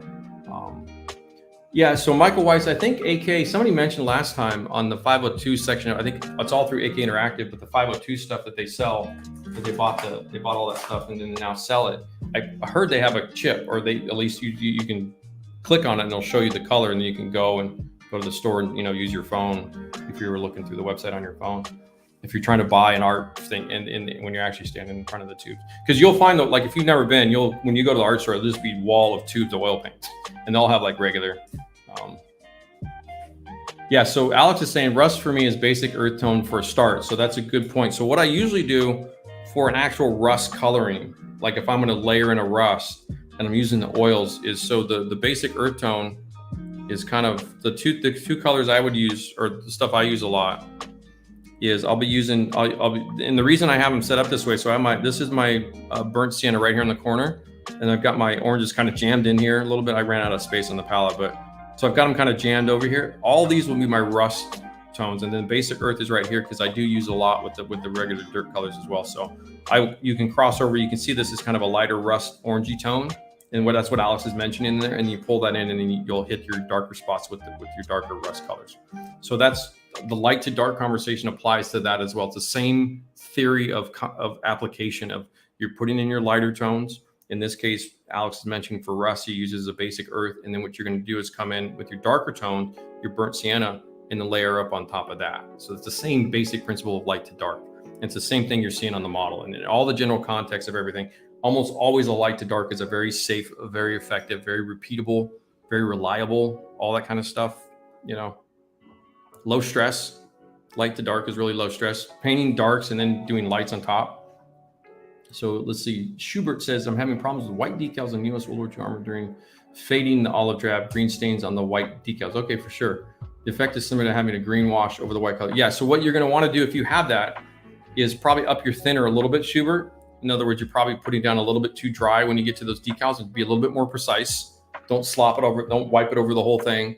And then we're like what I did up here on this guy, because I was having a little bit of that same thing too, where I wanted discolorations on these white color breaks up here. Is come back in when that's all said and done. You can take your white oil paint, and here I'll do it right here for you on this engine thing. Let me get a white brush for this guy. It's white. I like to keep my white really because it's really easy to tint a white oil paint. It's a little bit on the dry side still.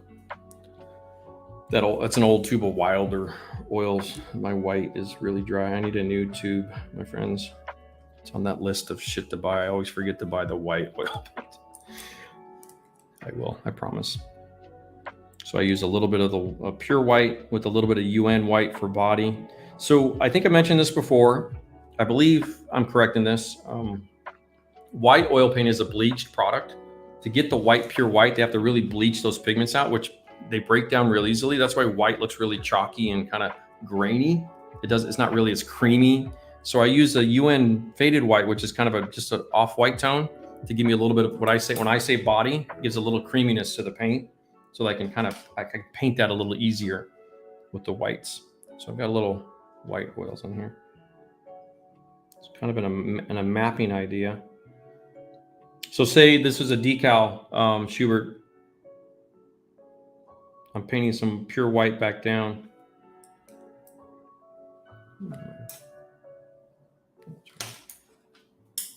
It's down on the floor, so we'll get another brush. Fumble.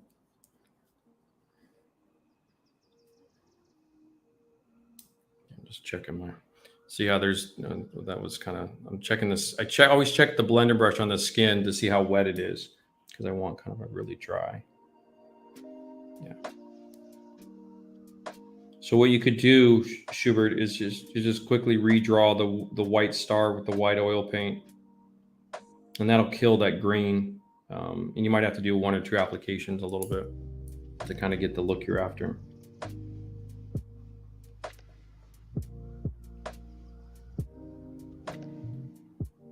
Just trying a little bit of a white oil paint back on some of these.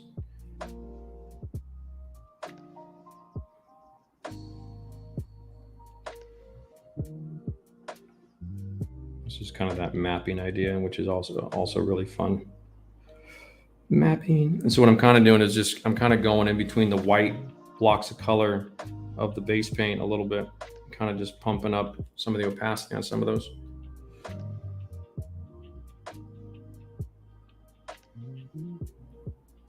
And then usually when I blend stuff, I blend around the edges first. Kind of see, so I keep kind of the bulk of the cloudiness of the paint kind of untouched, and I just kind of blend the edge areas when I'm blending stuff like this. So I kind of leave the opacity in the middle of the color, and then around this, I kind of soften the edges when I blend in. So that's what you're seeing there. And that way I kind of can draw where, so if you're not like a good artist or anything like that, it's a really simple premise on how to do that. And I actually want to knock that streak down a little bit. So I use a little bit of white to kind of kill. See how I kind of killed that a little bit? So it's not as potent. It was kind of bugging me a little, to be truthful. And white will stain. All the light tones will stain your paint. So if you're having trouble blending, and it is staining in terms of the white stain in the dark, or any kind of capacity where they're not blending nicely, is you just need to up your thinner and or apply thinner first, and then put the white down. Here, I'll show you what I mean by that. See how these spots there kind of, see they're kind of stained right in here? See how they're kind of, they're not really over here. Point mark. There you go. Right in there. See how they're kind of, they're little white spots and not really blended out as nice as I wanted to?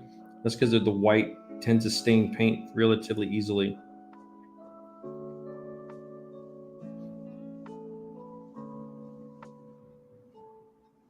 But what you can do is take the same blender brush to avoid that a little bit. Let's do this guy over here. So lay some thinner down, not like wet, but just get the surface, you know, just damp with thinner.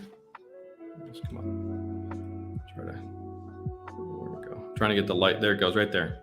That's what I mean, like damp, not like super wet. See how it's not puddling around or anything? So that means now, with white in particular, because of the way it works, I can come in,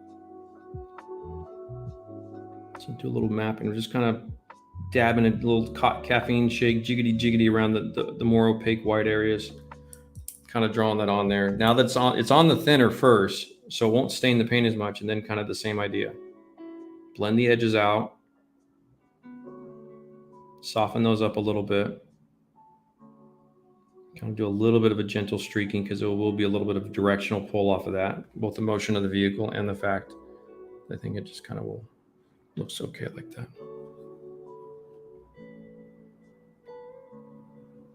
Get that to the point where you're kind of happy with that layer one. You can, oh, oops, just knocked off the headlight cover. It's been a minute since I dried.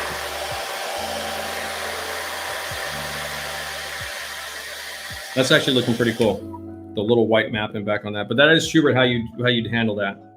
Is just take your white oils and go back over.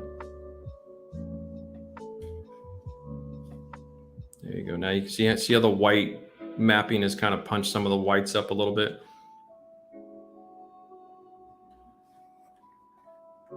So right there, what I'm talking about, like with weathering time, to loop the conversation back around. Let's see what I did there.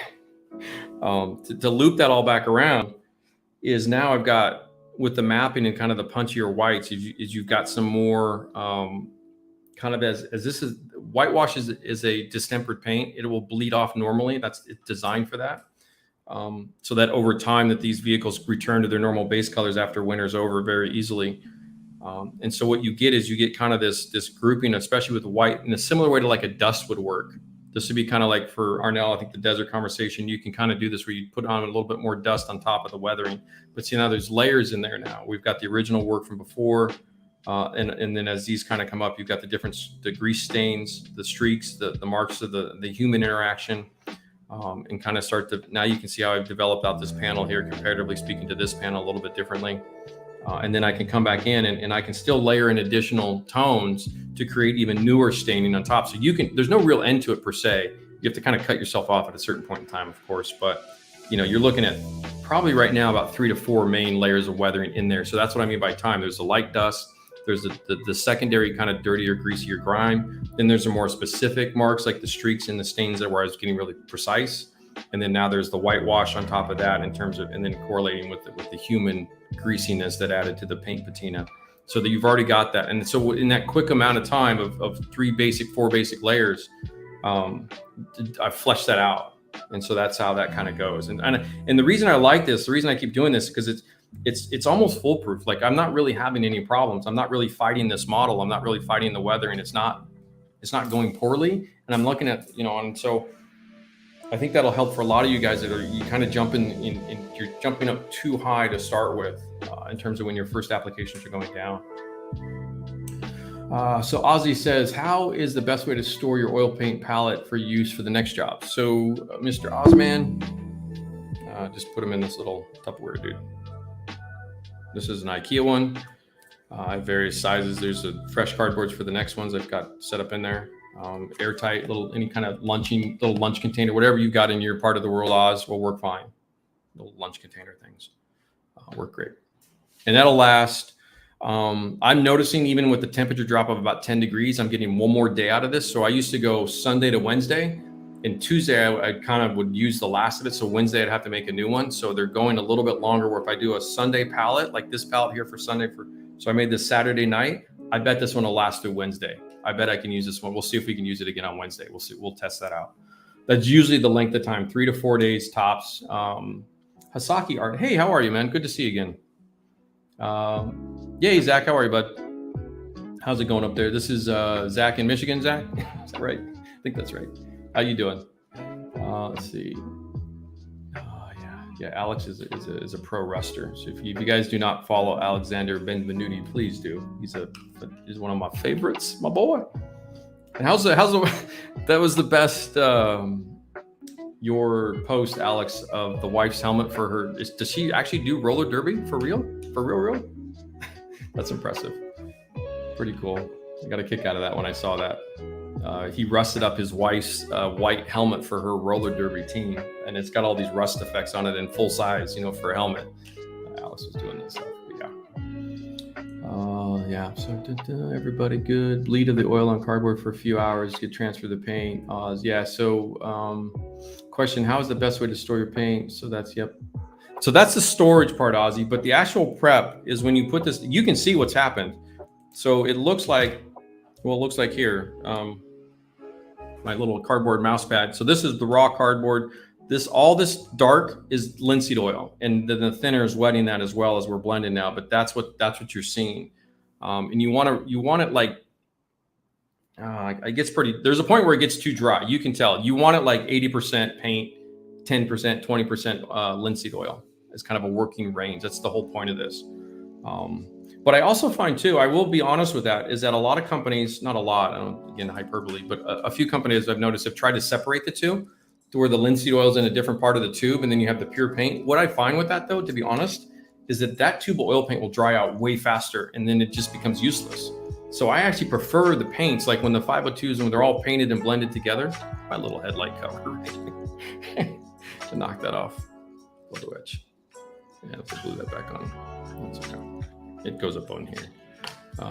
But anyway, I'm finding the oil paints, I prefer just your traditional art oil paint of just the whole thing is blended in, because I can control the removal of the linseed oil better in this process than when they try to do it inside the tube, if that makes any sense. I think it does, because what happens is once you get past that point of all the linseed oil juicing out, which is like what happens with the wilder oils, where all the juiciness had to come out first, and then you got the paint, it's a mess.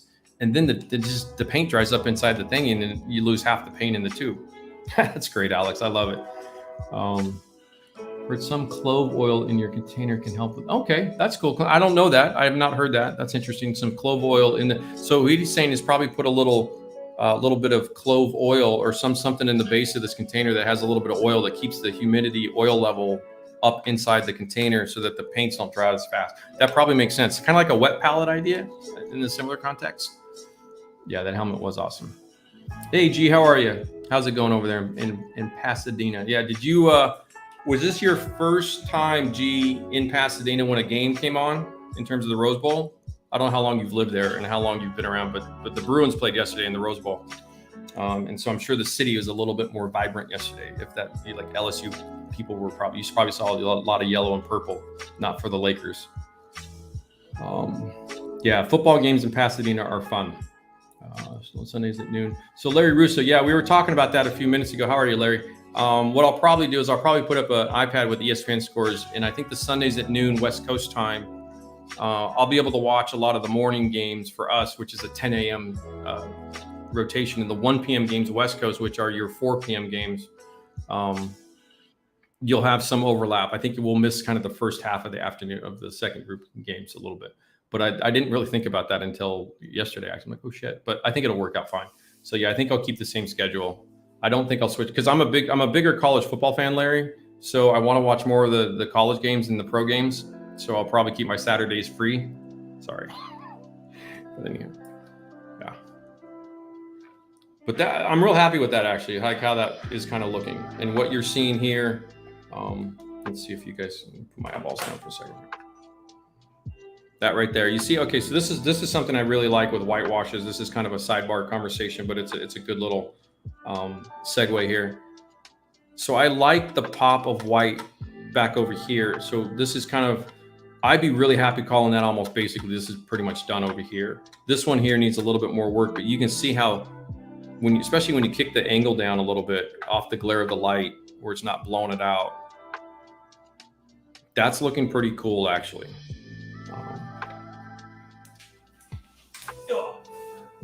Reach down here to my Sturm and Drain.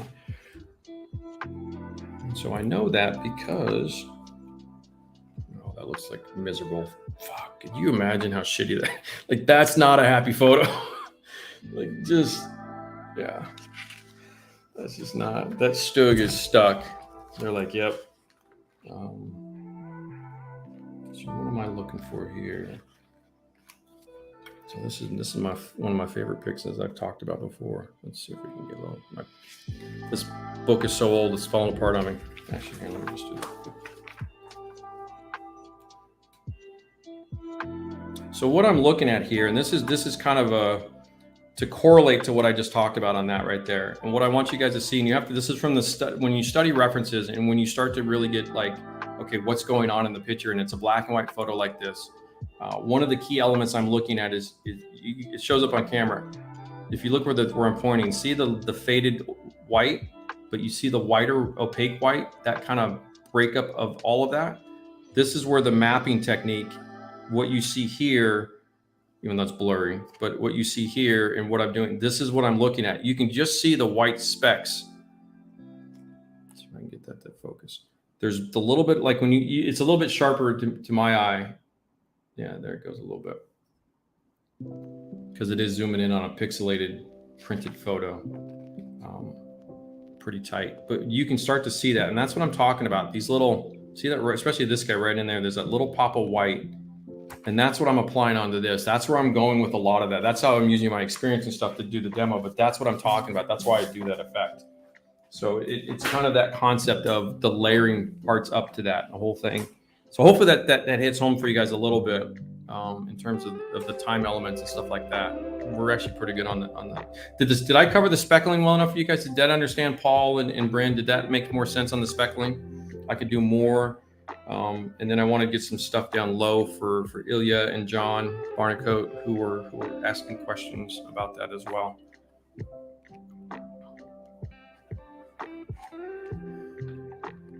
Let's set this guy up here. On the side here. Okay. So Ilya and John Barnacote, those of you guys who I've been talking to off the stream a little bit.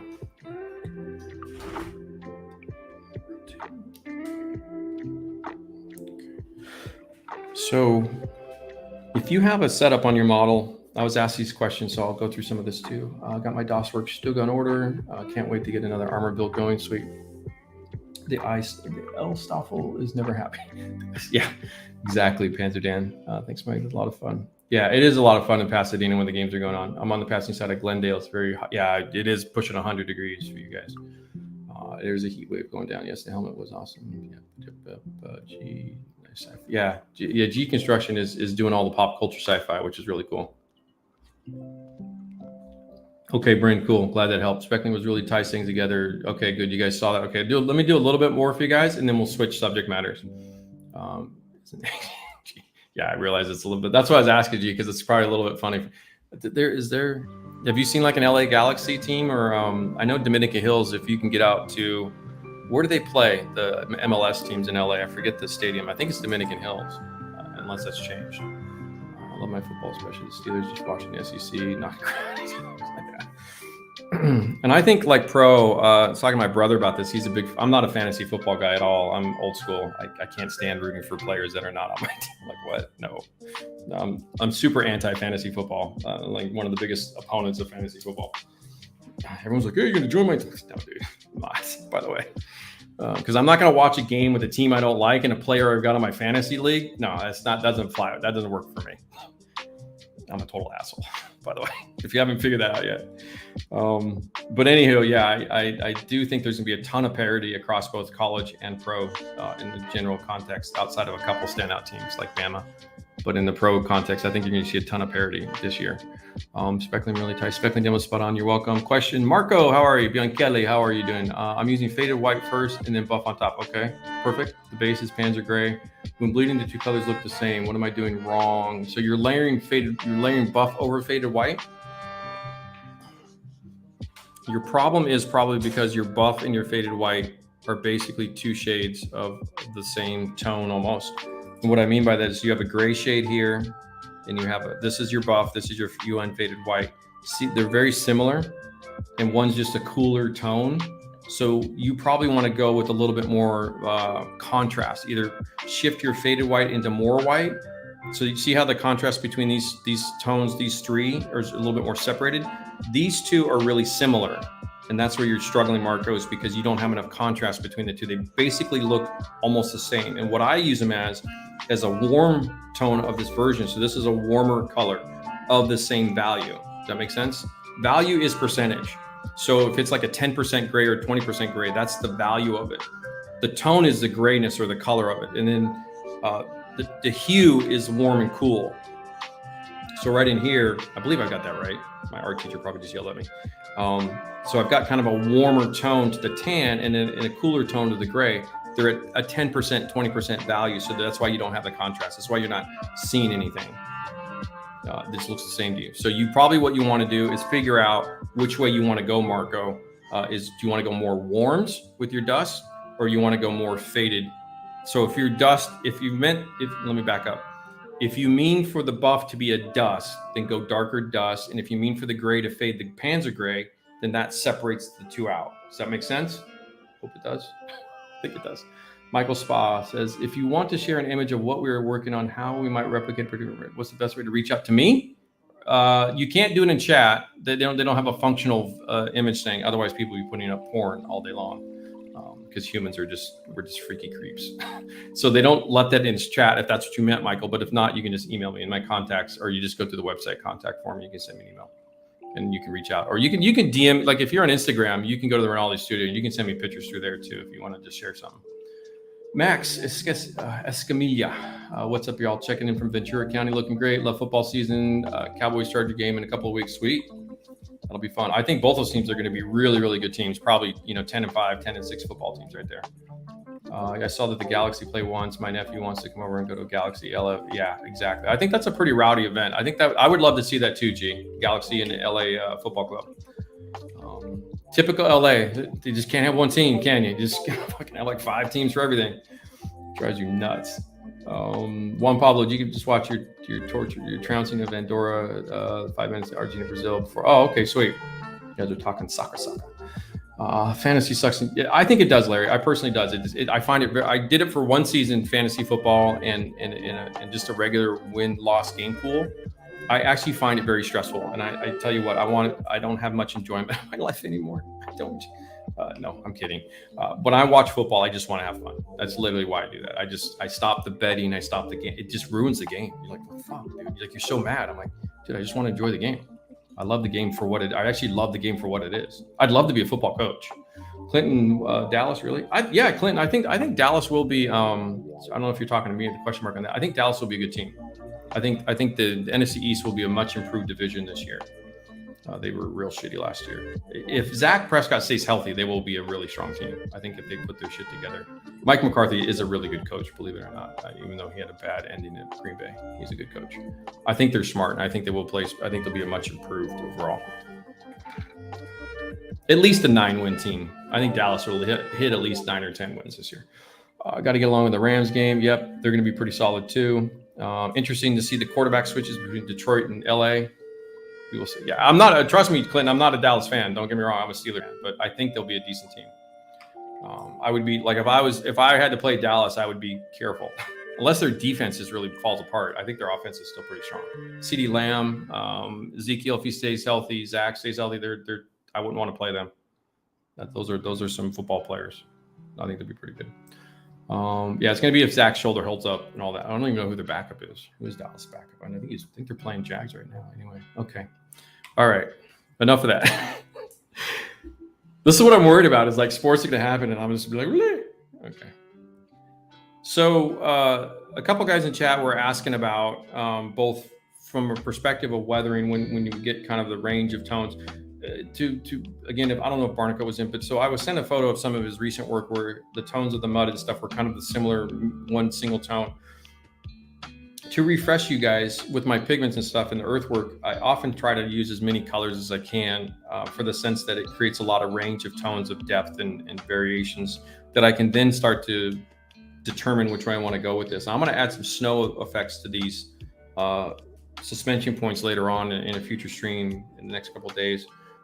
But what I can do is I can show you kind of just adding a little bit more on top of this. So let me go back here. Let me get this brush going. Let me get the speckle stick over here so I can. My Tamiya stir stick is now my speckle stick, so that's white. And let's pick up. We need a juicy dark oil. Okay, let's pick this guy up. Okay, so I'm going to load up some dark tones in here, some greasy tones, some raw umbers, some engine grease. Is the music off or is it just super, super quiet today? Or am I just not hearing it because my headphones are down? Yeah, it looks like it's playing. Yeah, it's super, super gentle music today. None of the beats of normal. So stay on that shock. Let's focus on that shock absorber. So if I've got, so these, well, I have them. So with pigments down on the surface right here, one of the things I've actually done is I went through and I put a little semi-gloss. See how they got a little bit of a sheen to them? I actually did that the other day where you see how this idler is really dry? I sprayed some semi-gloss clear coat, just dusted it in there because I wanted kind of like the snow to melt. But let's juice up the shock absorbers a little bit. A little bit more of a leaky shock absorber up in there. So I'm just very gently just kind of working my way around of adding additional stains. And you can see quickly how fast that happens.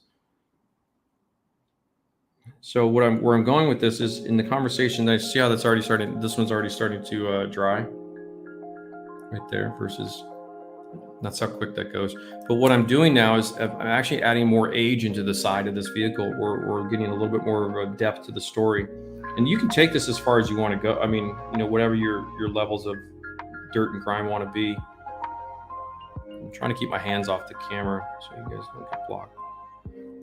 Doing my yoga poses. So I'm just using capillary action in a dark brown, blackish colored grease wash. Mix it on the palette. It's a wet application, so it's a little bit juicier. Touch of black with a little bit of engine grease or raw umber. So that's kind of a wet. You can see how kind of glossy that tip of that bristle is right there. And then see, there you go. This is a good view of what like a wetter application would be, where I want a little bit more of a capillary action to bleed out. But since it's in the pigments, oops, it's the one thing. It just doesn't resume like the way I want it to. So this goes back to the brush size conversation. This goes to the reason we like this kind of bristle length again, is because I can keep working for a little while. Hit these guys up in here. Let's get under this axle hub here. Just pumping some of these darker tones up a little bit more just to showcase the process. I was happy with how they look, but I can definitely add a little more without ruining anything. Oops. Just gently being real specific. And this is the fun part of weathering like this, where you're in the more developed stages of the model. But some of the questions were, well, how do I make this better? They showed me their work, or we're talking about it, especially with the pigments for Ilya, and then with John Barnacote, where these conversations are. So what I'm doing is on my wheel hubs, which can relate to your own project, is that I'm pumping up the contrast by adding some of these darker tones onto these medium range browns in here. And that's going to give me a little bit more workable storytelling element to this if you're stuck with that colorway. So you're probably going to have to come in here. I'm just kind of drawing a little bit more, and I can get this side of it too. Probably going to block your view a little. I'll try not to.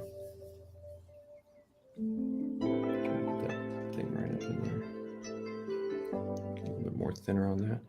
And so that's one way. If you find that what you've already done isn't quite to what you were hoping for, and the colorway of the tones aren't working for you, just build up your, depending on where you're at. If it's, you're going to go either light or dark to build up your contrast. And to Marco's question as well, is contrast is really going to be where you visually start to break up the pieces a little bit. What I mean by that is, if it's all looking kind of one range of medium brown earth tones and there's really no like life there, no love there, then you have to start building up the contrast. You either have to start adding the lights on top and or add the dark, or both, you know, add or add the darks into some of the shadow areas to kind of build up your range of tones. And that's why when I apply from the start in the same general context is light to dark. Like that rule of thumb will help you guys out when you're doing your dust tones. Get those light tones down, build up your mediums on top of that. Even if you never see the lights again, if you have it in there, then you have it in there. Very much like hairspray chipping. If you have the chipping fluid on the model, that means you can chip that paint. And if you don't, then you can't. So it's kind of that whole conversation where if I have my light to darks, I've always got my working range of tones to build stuff up in. Whenever I try to add color, so Alex asked, music's good? Okay, sweet. Thank you, Jay. Yeah, it's a little bit on the quiet side, but it's good. Is there any use for the transparent white and OPR? For transparent white, is there a transparent white oil? But I see what you mean. If I thin the white down, yes, there would be, Matt. Hold on, I'll swing back to you on that one. But Alex asks, whenever I try to add color variations with pigments like here using oil paint, the result is always a bit disappointing because it will, it doesn't. So you're right, Alex, because what happens is it dries to kind of a hard, and you can see it's kind of happening right here. And that's because I'm basically, right, you're talking right in there. See where it dries to a hard edge? That's basically what I believe Alex is talking about. So what I would probably do, it's one of the reasons actually I also did a little bit of a semi-gloss. See how the semi-gloss kind of softly transitions the light to dark in here a little bit as well in terms of the color of the pigments. It's the same thing here. Sometimes when you do the oil stains with the brush, like right there in the pigments, it'll stop absorbing out and it dries to like a sharp edge. So I know what you mean. Which one is my blend? The right one. Sometimes what you can do, you can kind of gently manipulate that. That's dried up enough. I can't manipulate that too much, but what you can do is put a little bit more thinner on the brush, a little bit of paint, not as much. Unload that on the paper towel. Let me zoom out a little bit for you, Alex, so you can see that. You see that? Okay, so you're not going to see as much, but let me. So what I'm doing here is getting kind of a half-loaded brush. See that right there? Can I zoom in a little bit more? No, switch that back. Okay. Let me just move the camera to the paper towel a little bit more. Okay, so what I'm doing here. Okay, so see right in here. So what I'm doing is getting a little bit more thinner on the brush. I'm going a little bit slightly lighter range of tones. So no black this time, more of a dark brown engine grease.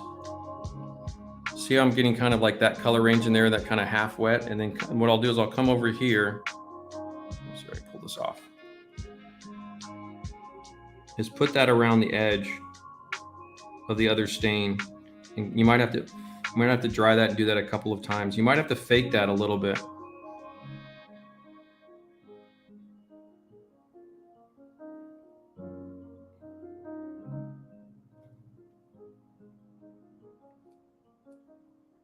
So what I'm trying to do is draw around the hard edge that dried in the pigments there of the oils to soften that transition up a little bit. Now, I don't have any oil on me, like linseed oil, but what you can do as well is go with the wetter oil application or add in some linseed oil that will stay wet looking longer. And then through the photo process or the contest process, it'll stay looking kind of damp edge, soft edge. And it might dry itself after a couple of months over time. So they're kind of, see how I've softened that up a little bit, but I went around the edge of that hard stain to soften that up a little bit more by using a more translucent blend. And what I'll do is I'll keep doing that a little bit on some of these that are more prominent. But also when you look at how it happens in the real world too, it will start to dry a little bit on the stark side of life as well, as it does kind of replicate the real world.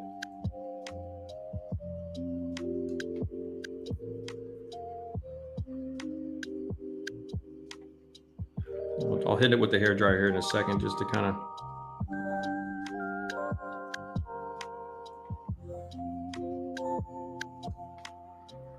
Probably off camera a little bit, yeah.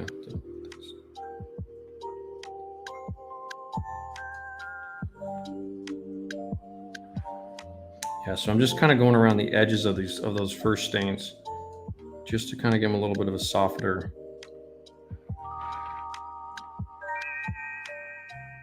And because my pigments have a little bit of a semi-gloss on top of them, they're a little bit more resilient, which is fine, which is good for me actually.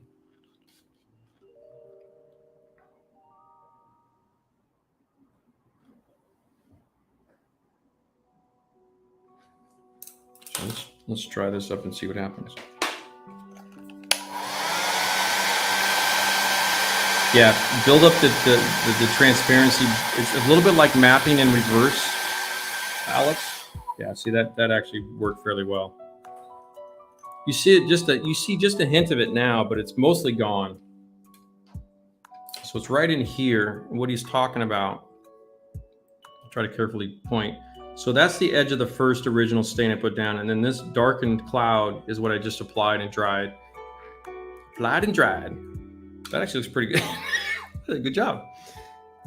That's why your questions are important, because it does it gets me to focus a little bit more too. So that's why the question Q&A part of this is so key. So I think live streams, this is just really awesome, to be honest with you guys. I really enjoy this.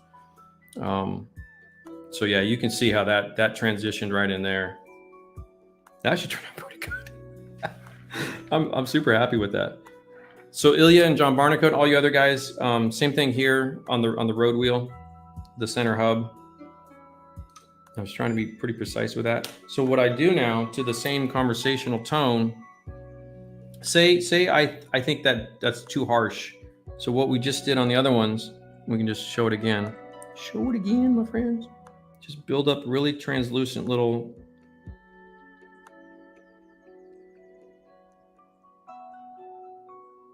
See, I'm just going a little bit around the edge of that sharp blacker stain, and just very gently. I'm not really painting. I'm just kind of letting a really thin color of a softer shade, a little bit of a more of a brown, not as black, into the pigments on the gentle spoke of the Panzer III style wheel between the little holes.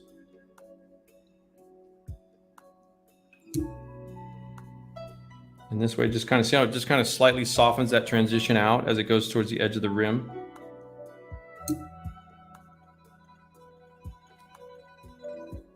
And I'm just kind of continually making sure I'm gonna have a little bit more thinner in there. So it's kind of right in between a wet. It's a little bit kind of a medium wet, medium dry.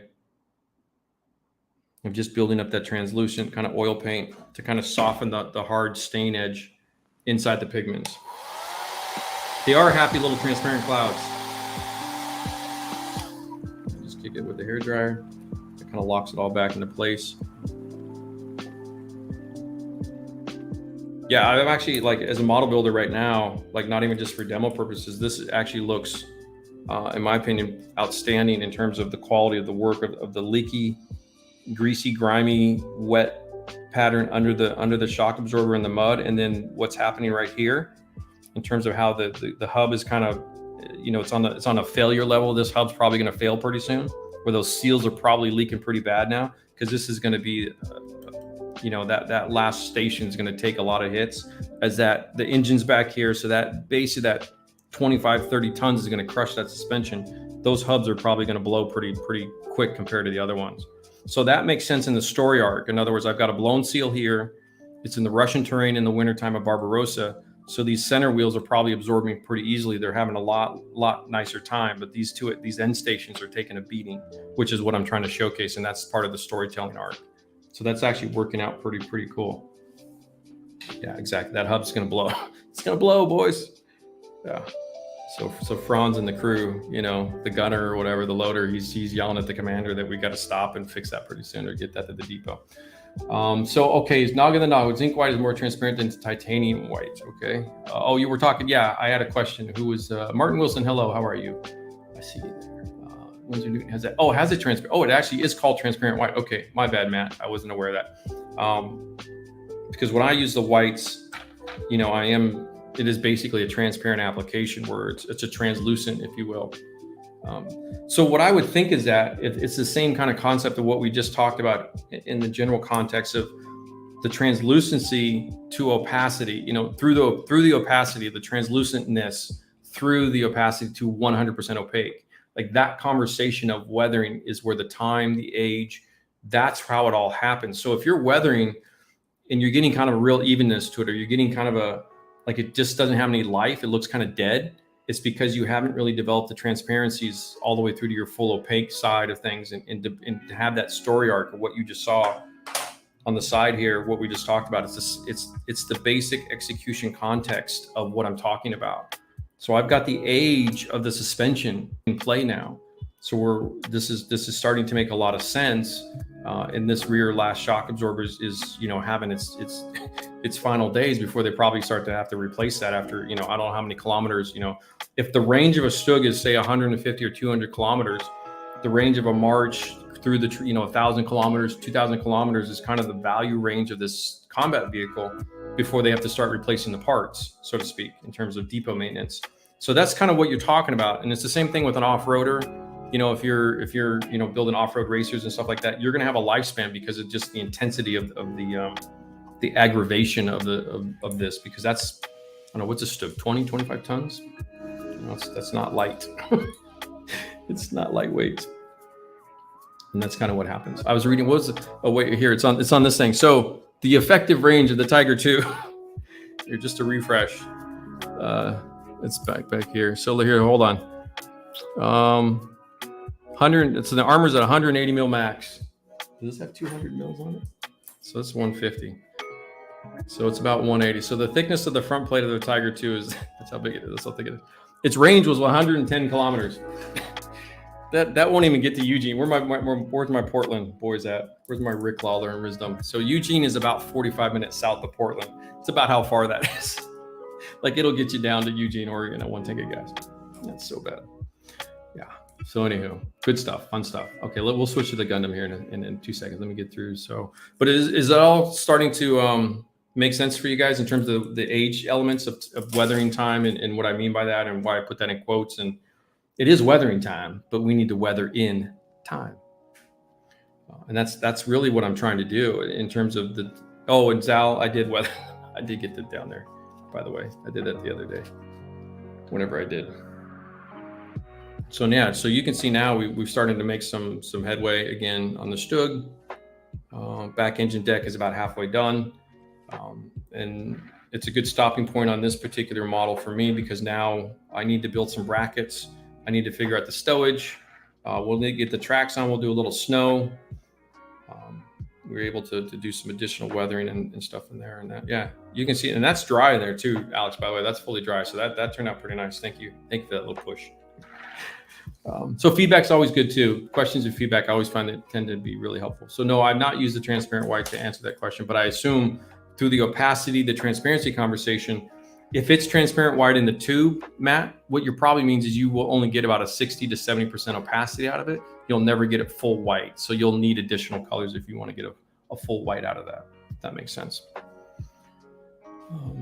So also to that conversation too, if a product is designed as semi-transparent, one of the reasons the conversation between, and it's similar to the oil, to the enamel paint weathering stuff, the pre-thinned stuff, the enamel conversation in general, one of the other reasons I transitioned away from them in particular was because you don't get those opacity levels of well, you can go lower, but you don't never get that full 70 to 100% opacity level sometimes. I was finding that a limiting factor. And so the oil paints in this manner with OPR in the palette lets me have the spectrums, a broader spectrum, which is why I go this way. So if I want a transparent white matte, I'd already have my white, I'd add my thinner, I'd make my own on the fly, which is what I do with every single effect. So does that make sense? In other words, I wouldn't be really buying that myself. It doesn't seem to be anything other than just, it probably has other purposes in the art world. Blue caster tinted fair one. Yeah, it might be. Yeah, so there it goes. So Chris Corsa says it's a cool color. Rick Marino, how are you? Use more oils or pigments for your happiness with effects, or 50-50. So what you're seeing, Rick, That's that on this. Let me get on camera, dude. There we go. That's almost all pigment work. And so even all the dark stains and stuff are almost all my shades of pigments. I have my three little tubes and little jugs of pigments that I've shown over the course of action here. And then a couple of the specific stains, especially on the wheels, were hit with the oils. So it's probably more of a 70-80% pigments, and then a 20 to 30% staining with the oils to create kind of the final juiciness, if you will. Did that help, Ilya, though? Does that make more sense now in the pigment to oil paints? And when I do the textural earth effects, it's going to be a bulk of it is going to be the pigment work. And we'll do, when we rotate to this side, we'll do more pigments over here. So you'll get more in the future stream. Hey, Rizm, how are you? Rick, just out. Yeah, that's what I'm saying. It's like the range of that's pretty bad. Like in the context of everything, like it's Cottage Grove. Yeah, have a nice drive. Yeah, that is going to be a loud, clanky, slow drive. What is it? What is it? Max speed, top speed was 38 kilometers per hour. What is that, like 20, like 30 miles an hour? Well, how fast is 38 kilometers, guys? 25 miles an hour? It's not fast. It's a slow, but it's 70 tons of just all of that. Yeah, so that's what I hope. Yeah, it makes more sense. Okay, cool. All right, sweetness. Moving on, 2:15. Yeah, we got another hour or so, maybe. Let's see how this goes. So we've got all the same colorways here. Let's get this guy out here. And this dude here. This guy's actually been quite a bit of fun. Most of my recent painting has been on this guy. I'm parched. We got two. Okay. I think Notre Dame plays at 4 or something, 3 or something. Notre Dame, Florida State. I'm looking forward to that. So this is, okay, so switching gears a little bit. Might lose a little bit of armor, guys. Military crowd. But so switching gears, this is a PVC action figure from Bandai. And I just discovered recently that is in their StandART line. That's what it's called. And the scale of this, it's undetermined, but it's around 1/220-ish, 1/200. I've not touched this guy since. It's been a minute since I touched him. So here's the same robot, 1/100 leg here. This is the standard kit. So this, you can see it's barely comes up to its knee. So it's about half the size, I think, is kind of what I'm looking at.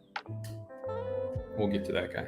But I'm doing this one first just to showcase kind of the oil. This is kind of like the Mechatro kit and the railroad stuff that we've done where it's pre-painted. It's an action figure. And then what I've got here is I'm into the arms. And then we're gonna do a little bit on that. So what I was doing is I've weathered in kind of a little bit more mellow, super chill, but just kind of trying to keep it in scale, but keep it kind of interesting. So all the chipping here that I'm doing is just kind of dry brushing a dark edge right in there. So this is all kind of up in here. It's kind of a dry brush effect, like all of this. So what I'm doing is it's the same principles. And I think you guys will get a kick out of this when I do this here in a second. So what I'm doing on this, which is really nice. I'm trying to find the original color here, if I can find it. It's close to this. So the original color is kind of this almost purpley blue color, like a purple royal blue. And what I've been doing is putting down a light layer of a translucent kind of white, creamy white, UN faded white. And then I'm dry brushing the darker tones back over that to create that kind of faded paint look. And that's what I did all up in here. So I went a little bit, like if I zoom back out, you can see kind of the size of it. So it's a lot of fun though, because I did the same thing on the red. I'm actually kind of doing a little bit of a miniature painting in here where that's almost a pure white oil paint that I put down on top of that to catch the light up in there. So that way you can see here, I've got the dark shadow up on the side up in here, a little bit of the white pop up in here. And as it kind of fades down underneath, that's all color. Like that's actually not shadow, that's paint. So we've got kind of a whitish pink and then the original reds down up in here. So that's kind of what I was utilizing, the base colors, if you will. So this will be kind of key for some of the Gunpla guys in stream here. And then kind of doing the fadedness on top and then coming back in. So whereas the size of the machines and the scale of the machines, you're not really going to see too much physical chipping. And it's kind of one of the things I'm kind of rotating through a little bit on something of a 200 scale, a 300 scale, a 400 scale. What does chipping look like? What does worn paint look like? That kind of concept, and trying to really develop that out. So that's where I was going with a lot of that. Actually really enjoyable, to be honest with you. Even though a lot of my tank guys can be like, what is that? Yeah, that's true, Dan. That 88 will reach out and touch someone. Okie dokie. Not in a good way. That's a bad day for somebody. Okay, cool. Let's see that progress. Max says, what are you using to fix the pigments? You missed that. Okay, so Max, on the pigment fixer because the base paint of the StuG is Mission Models acrylics, I use their regular paint thinner for that. In the same context as when you what's up, dude? How are you, Engineer Plamo?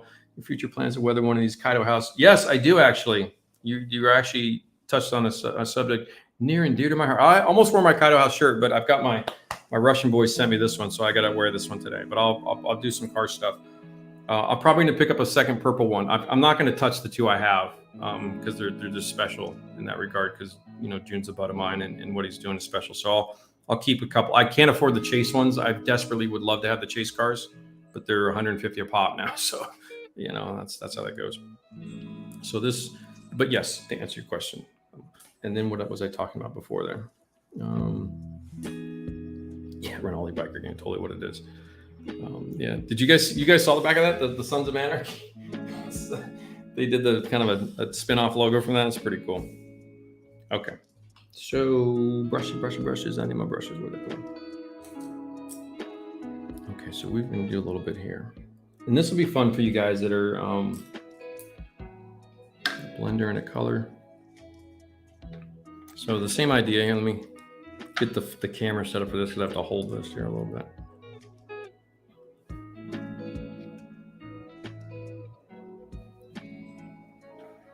Let me get myself kind of set up here how I want to proceed with this. I probably want to go up inside the shoulder, downward, and finish the hand last.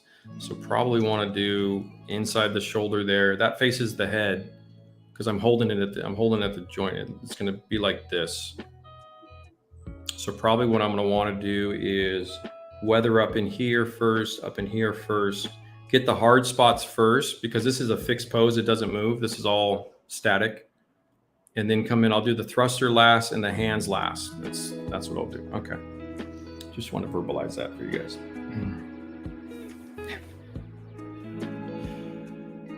Yeah, Oregon did win there. I think Oregon State lost. They lost to Purdue, but I think the Ducks won their game though. Although I think they're both going to be solid teams this year. I think the Ducks are ranked. I don't think the Beavers are ranked this year. I don't think so. Yeah, much of the Pac-12 is not ranked this year, as they usually are. SC is ranked. I think UCLA will be ranked after beating LSU yesterday, and I think the Ducks face Ohio State next Saturday, so that'll be a game of games for our area. Even though I know Rick's a Beaver, it's still a big deal for Pac-12. In fact, if they win, it's going to be a huge deal. Martin Wahlberg, Scene Studios. Hi, Mike. Thanks for the live stream. You're welcome. Stump upon them. They were really good. You're welcome. Oh, from Holland. Yes. You had a really good day, my friend. I do have an orange belt on for you. It's the only orange thing I have. Yeah. Okay. I speak of Zandvoort, if you guys aren't aware when I'm talking Formula One. Okay, so light to dark.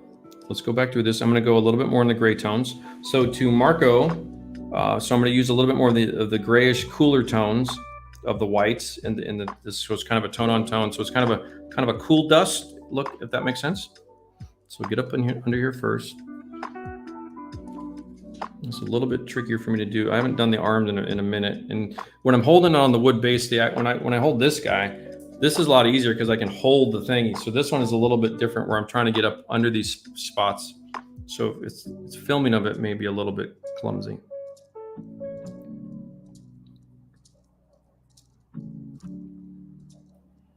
So all I'm trying to do in the machine world, the robot world, in this case a Gunpla, is just kind of get a little discoloration. I don't want to go too crazy. Just trying to get up under in the hard to reach spots right now with a lighter tone. And the reason for this is because I can always come back in and go darker. The inclination is to start dark sometimes. actually, this one probably needed a new fresh matte coat. It's been handled. I can tell it's a little kind of greasy fingerprints. Actually, let me switch the blender brush. You can see the sheen. Let me see if you guys can see that. There's a little bit of, see the plastic's a little shiny, the PVC. See how the blue is really matte, but his bicep or his tricep is a little bit like shiny. Let me take some thinner. I think I've got a greasy handprint up in here. I'm just taking some raw thinner, and there's a flat coat on this already. So let me just kick that back down. That takes some of that grease. I'm kind of washing the grease of my hands off of this.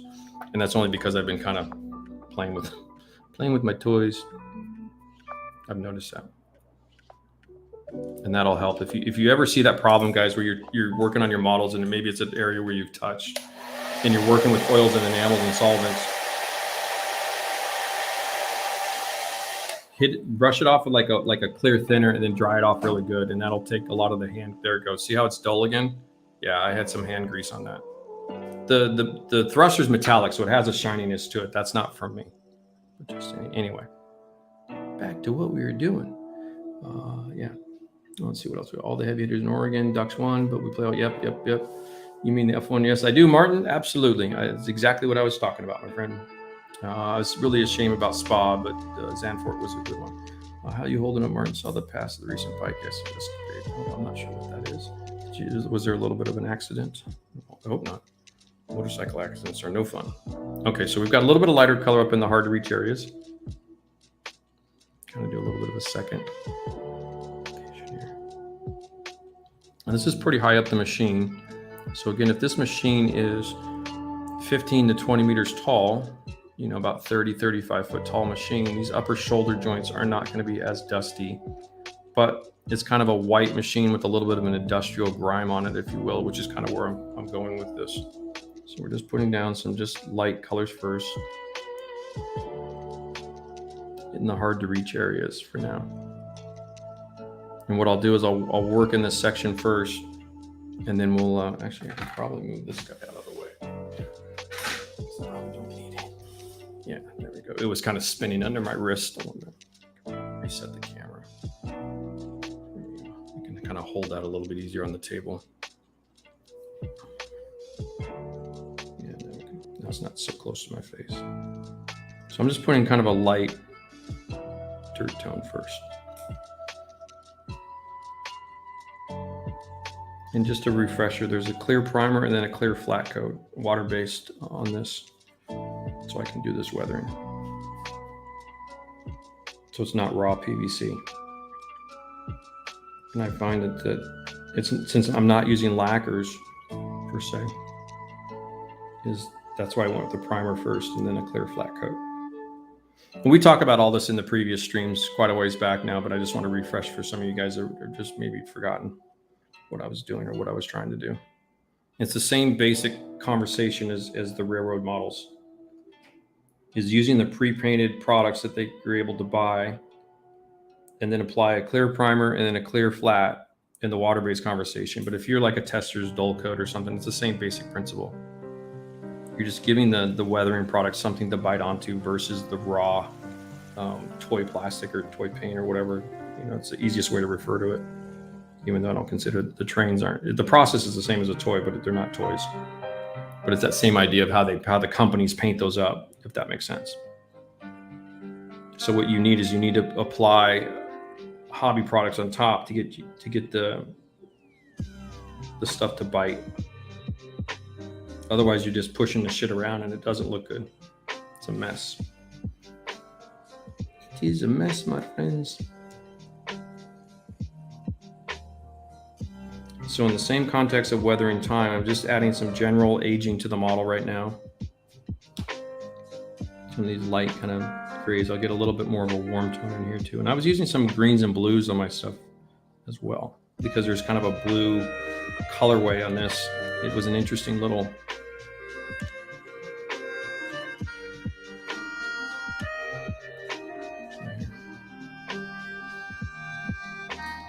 Hit this with the dryer real quick.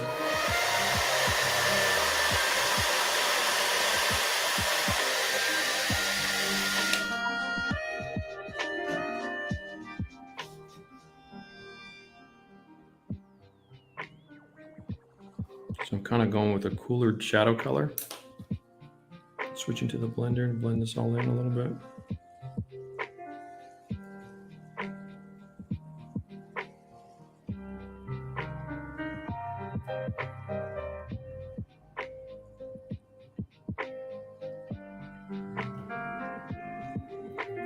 Oops, a little bit off camera there.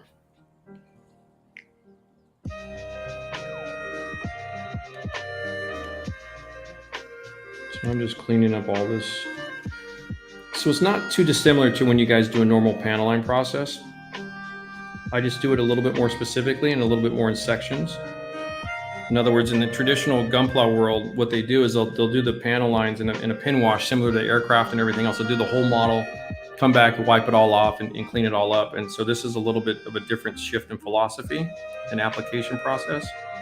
It's identical to how I do the tanks and everything else, but it's to maximize the storytelling aspects, because this is just the early stages of just kind of little discolorations and maintaining the scaleness of see how that actually looks.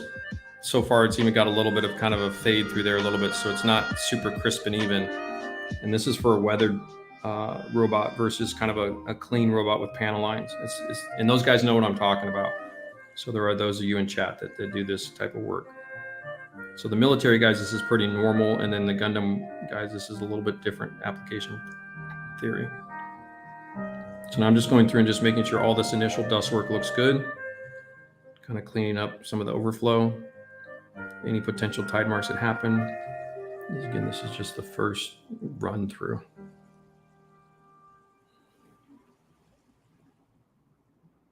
So it's working in 200 scale for this. I'm just kind of taking this blender and just kind of making sure everything looks pretty good.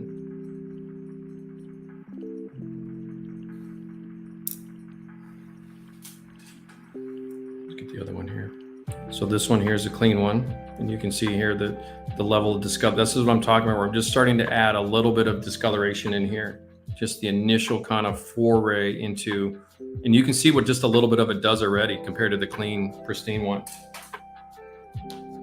So it's just literally no different to this dude, right? I mean, it's, what I'm doing here is kind of the same basic principles. So I just want to make sure you guys you can connect those dots. What are you guys talking about? I see Rick and Wisdom going at my Oregon guys. How you Martin John, the movie Emperor of the North was shot in Cottage Grove, the old blue. What is Emperor of the North? I don't think I know that movie. I spent a lot of as a kid riding that train. They shot this. Sweet. Okay, must be an older one. I know, Rick, you're like my age almost. So. A bunch of old farts. There's a bunch of movies shot down there in Cottage Grove. Okay, sweet. Disney movie, Chester, Wonder Horse, from Blue Goose. Oh, okay. You guys are talking about. Sweet. Okay. All right. Back at it. Guys are so nice to each other. Let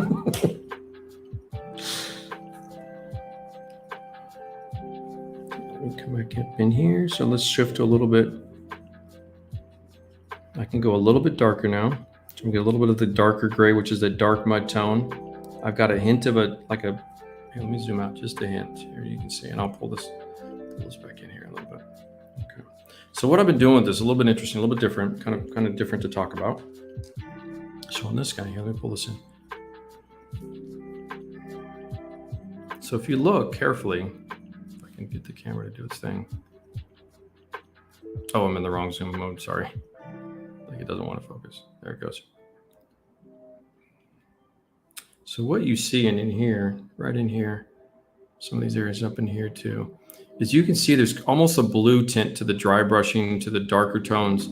I've been using kind of a dark blue turquoisey-ish, like gray with a hint of green in it, if you will, as kind of a weathering tone a little bit. It's a little bit kind of a different spectrum of colors. I was kind of playing around with it. Like I didn't want to make everything so like brown and gray, like steel and brown and gray and everything, because it just makes the model look kind of gloomy.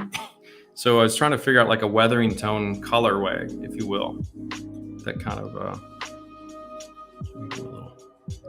there we go, reset that up for you guys. So like, for example, on this split on the panel line right here on the bicep tricep area, try to hold it steady for you guys. Brush tip is all jimming up. Let me reset this a little bit.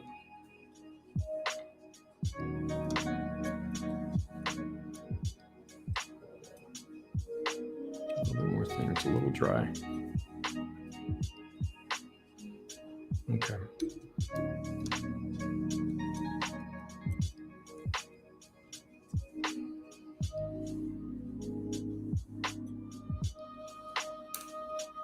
So I was having to hold that, and the microphone's right in my way of the brush handle. So let me switch and blend that real quick. So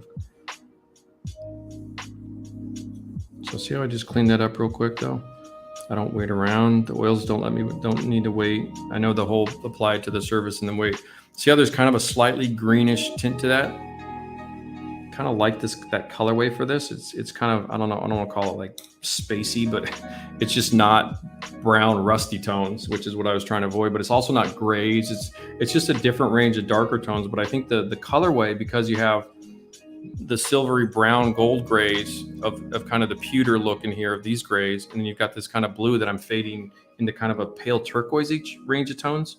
I'll show you how I do that here in a second too, but see, now I'm adding the second layer of darker tones on top of the first layer of the lighter dust tone. Just a little jig it in there, get that in there nicely. That gets it up in the, just kind of brush that back up in there a little bit. Clean that panel line up. That's how I get that up in there. And then this little kind of over the shoulder armor piece right in here.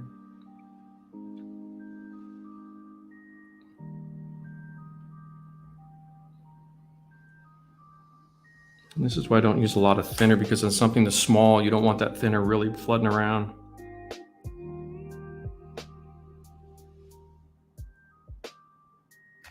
So I kind of push that to the edge a little bit.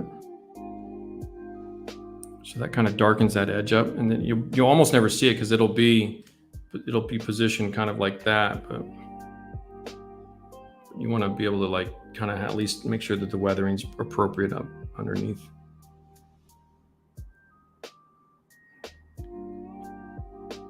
To be thorough, if that makes sense.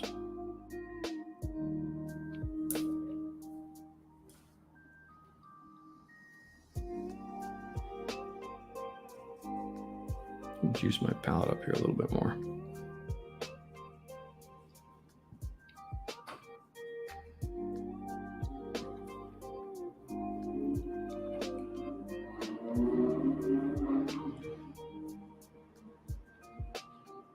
Just trying to get way up under there. Usually you can get all this stuff apart. In the regular Gundam conversation, these parts will be separated pieces. You don't have to manage it quite this yoga style. It's just because this is all one solid piece. I have to weather it this way. I was kind of putting this off because I was looking at this going, that's just not going to be a ton of fun. Get up underneath there and all that stuff, but it's going okay. You could probably just flood a wash up in there and have it look halfway decent, but I'm trying to show a little bit more of a controlled. Even though I'm intimate to everything's right in the. Let's see if we can.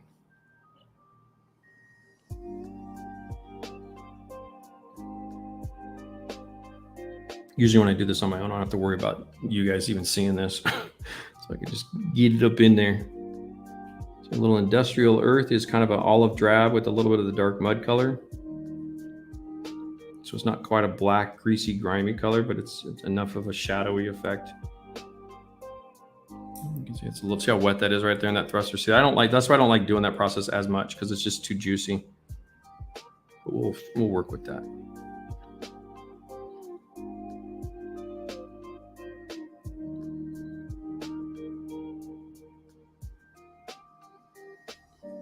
So what I'll do is, because it was so much thinner in there, just pull that back out, just draw it back out.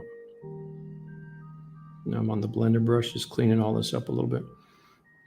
So when you clean this up, what happens is you want to clean the brush as you go as well. So as you start wiping this stuff back out and start streaking it and start doing your kind of discolorations with it, it's continually wipe. See how it gets a little bit residual there? Make sure you come back through. Oop, I did touch on the backside here. I accidentally hit it with the brush there by that thruster. So let's clean this guy up here.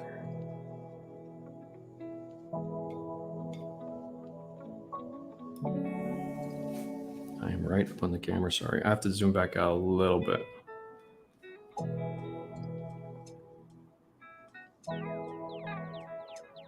So it looks like I got a little bit of a stain, a little mistake there. I think I hit it with the brush when I was trying to describe the process.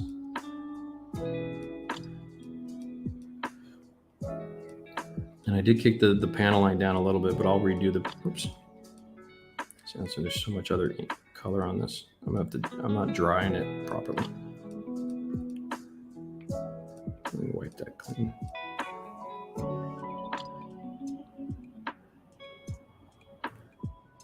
And I did a bad job putting the clear coat down on this guy. There's a lot of little lint I've been finding on this, so I didn't clean it off well enough.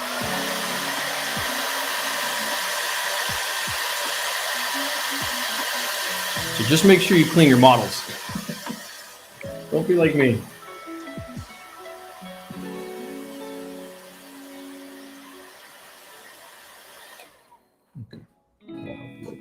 When it's that wet too, it's always a good idea just to stop and dry stuff off.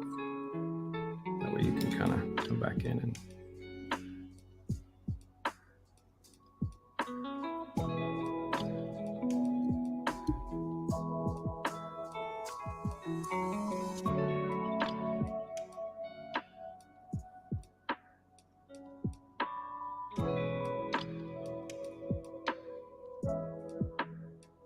so what I can do also is, because this is an arm and a shoulder, once it's also back on the thing, I could always come back in later if I want to add more to it. But right now I kind of liked its muted tone range of weathered panels in there a little bit.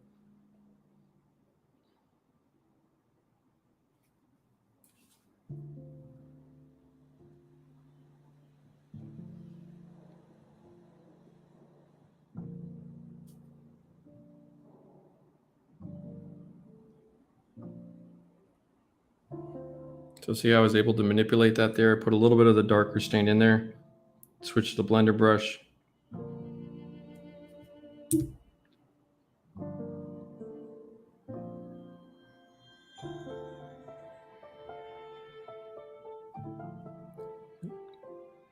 So like I said, if I want to go darker later on, when I've got that ability still.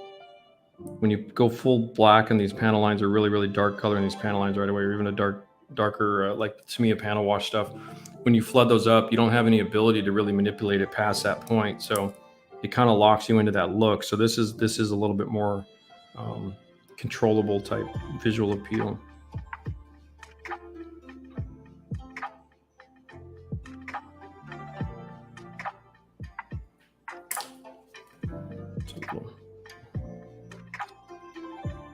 Some maneuvering thrusters on the shoulders here.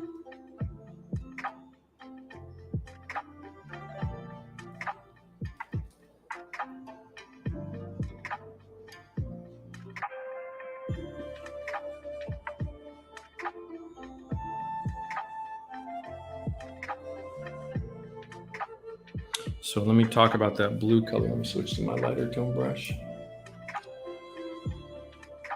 Okay, so what I do with this, I create kind of a light gray with a hint of turquoise and kind of a baby sky blue color. Get a little bit more blue on that. Okay, so there's the front. This is actually the front of the shoulder here, and this is the back of the shoulder. It's a little bit easier to showcase here.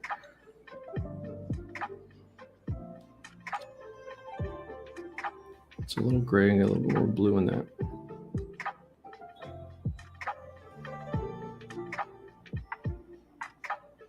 Just let that diffuse out a little bit. So a little bit like it's a modified version of kind of how the figure painters do stuff, the miniature guys. See how I've got kind of a almost color modulation, if you will.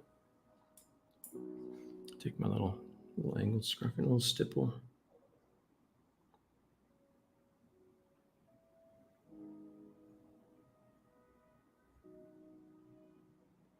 So I'm leaving some of the original color on the lower half. And since this is the light's going to be coming from above, it's kind of a modified version a little bit in the same sense.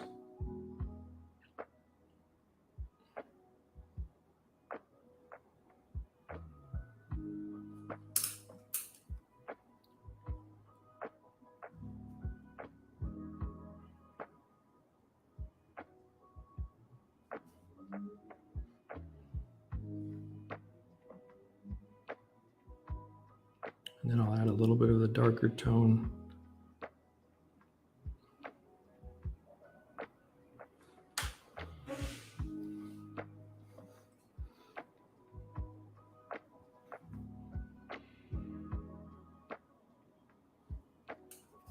So taking my little stipple brush again here, try to get the angle.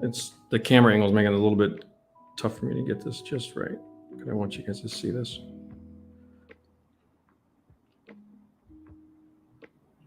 So I'm just kind of slow dabbing it right now, just because it's easier for me to control at a slower pace.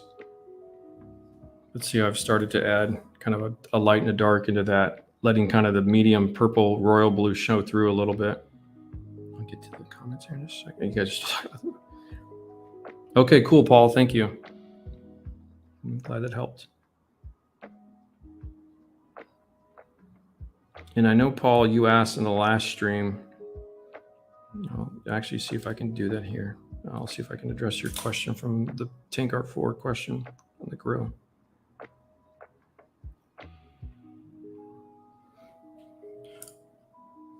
So there's the raw blue, and then there's kind of where I've got that kind of lighter tone. And then what I do is, as I've lost some of the edge panel line a little bit, there's no big deal. You can kind of see up there. Get a little bit more of that separation.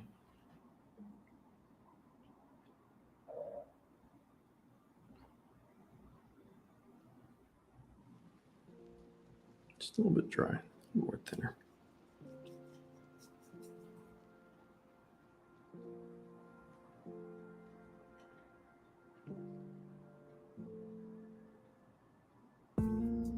This part here that faces into the shoulder area, the inner shoulder by the head, by the neck, so I can punch up some of the contrast a little bit more. Oops, sorry.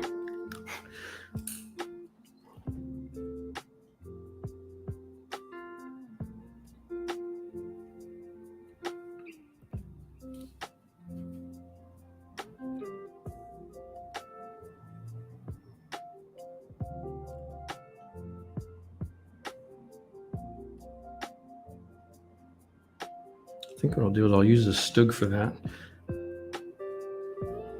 Paul in the chat, Paul Duto in the chat, asked a question last week that I missed, but I think I can show it in a different colorway, the process.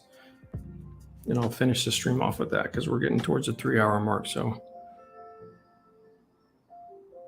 see how I just manipulate that little vertical streak out of that. Oh.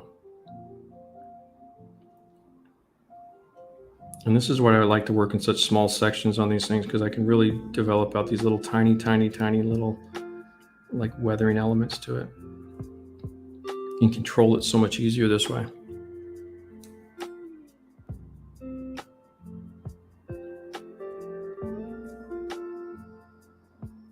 This is just a clean blending brush, just kind of streaking the top of the shoulder panel back down.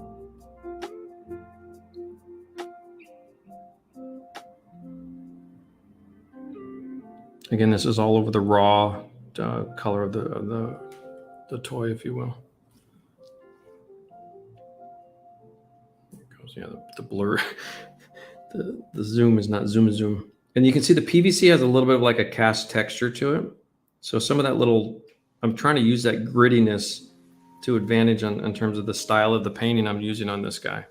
So it's got kind of a gritty look to it. It's not really smooth.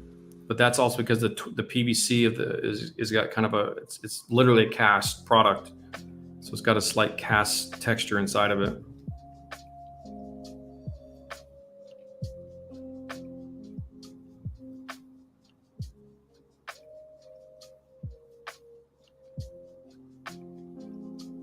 But the trick with the robots in particular is all the various angles. So that's kind of how the shoulder arm is going to be situated. So you've got to make sure that all your angles of your streaks and everything kind of have a nice rip. Oops, I missed a spot. Yeah, and there's the other trick to robots versus tanks and planes, or probably mostly tanks in particular, planes not so much, is that there's 4 sides to everything. So there's not like a top to the whole thing outside of it. It's like there's 4 sides to every arm, leg, and chest and head. And it's like you're just constantly they do take way more time in terms of just getting all that weathering effectively done. Even this little guy is way more slow going than you'd imagine, because like I said, I've got all these various angles to deal with, versus the StuG where it's just that flat plate. Like that's it. You're like, okay, cool, thanks. Yeah.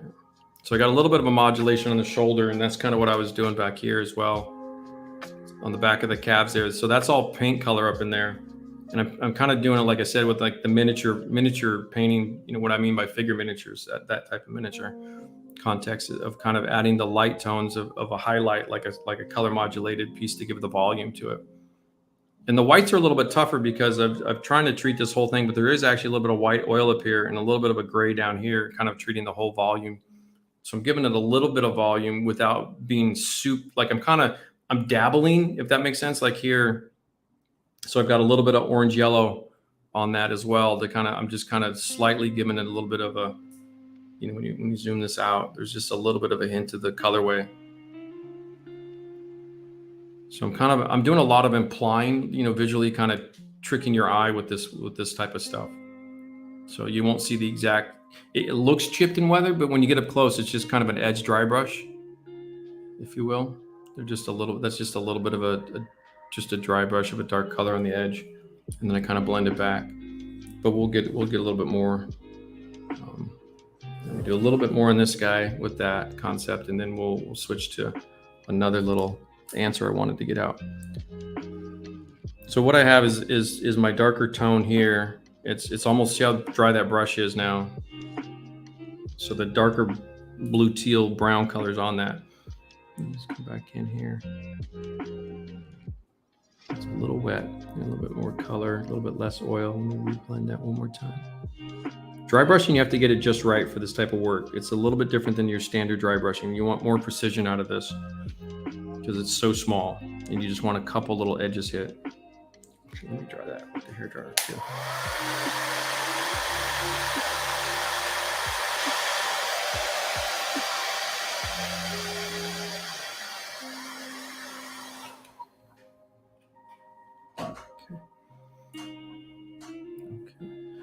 Okay, so what I'm trying to do is there's a little bit of a separation lip between the two colors here.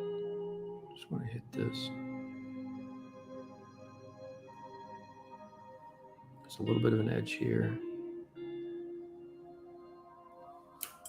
And just very gently get a little bit of scuff and scratches out of it. Soften it a little bit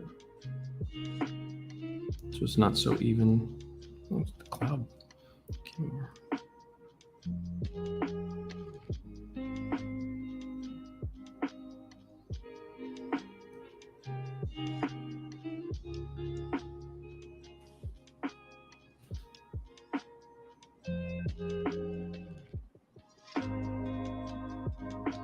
Kind of tighten it up a little bit.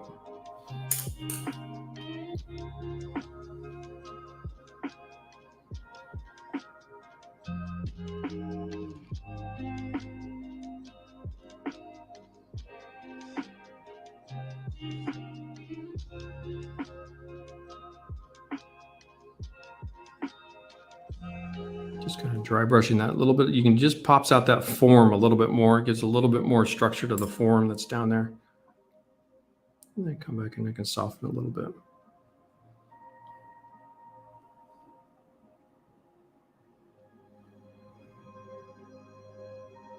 So when you go to the really, really small scales like this, you want to do a little bit more of implied.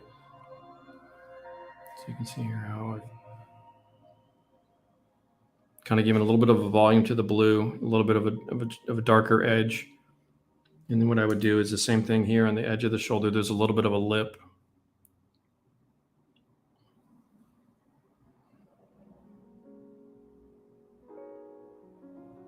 See how sharp you can get that line with the dry brush? You can just see there's this, just come in here and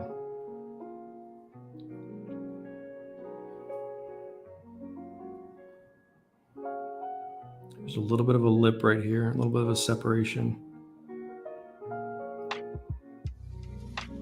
So so you can see it's kind of a bluish black color almost. Gives a little bit of an edge sharpness to it. without it being like super overdone and crazy. Gives a little bit more volume and form to it. And if it's a little too even, just take the blending brush and you just kick it down a little bit. You just kind of softly, just gently, don't wipe it away too much, but you just want to soften it up just a hair. So see how I've got a little bit softer right there, and it's keeping the corner a little bit sharper. Just gives it a little bit of a worn edge look without it being chipped. And then from a distance, it gives it a really nice little feel for that. And that separates that corner now. Like it turns that corner, whereas before you just saw white plastic. And you can do, and I would continue that on. I would do that around, I'd get underneath the rest of it too, and continue that on, like back here. You may not even see this once it's on, but you know it's there. Just slightly dry brush that edge.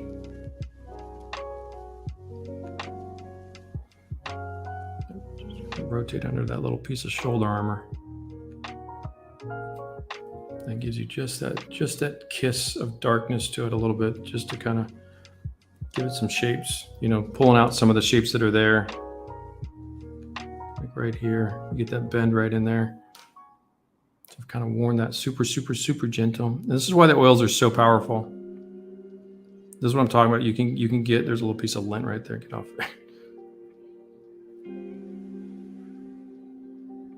So my blender brush a little, got the hint of color in it still. So hold on.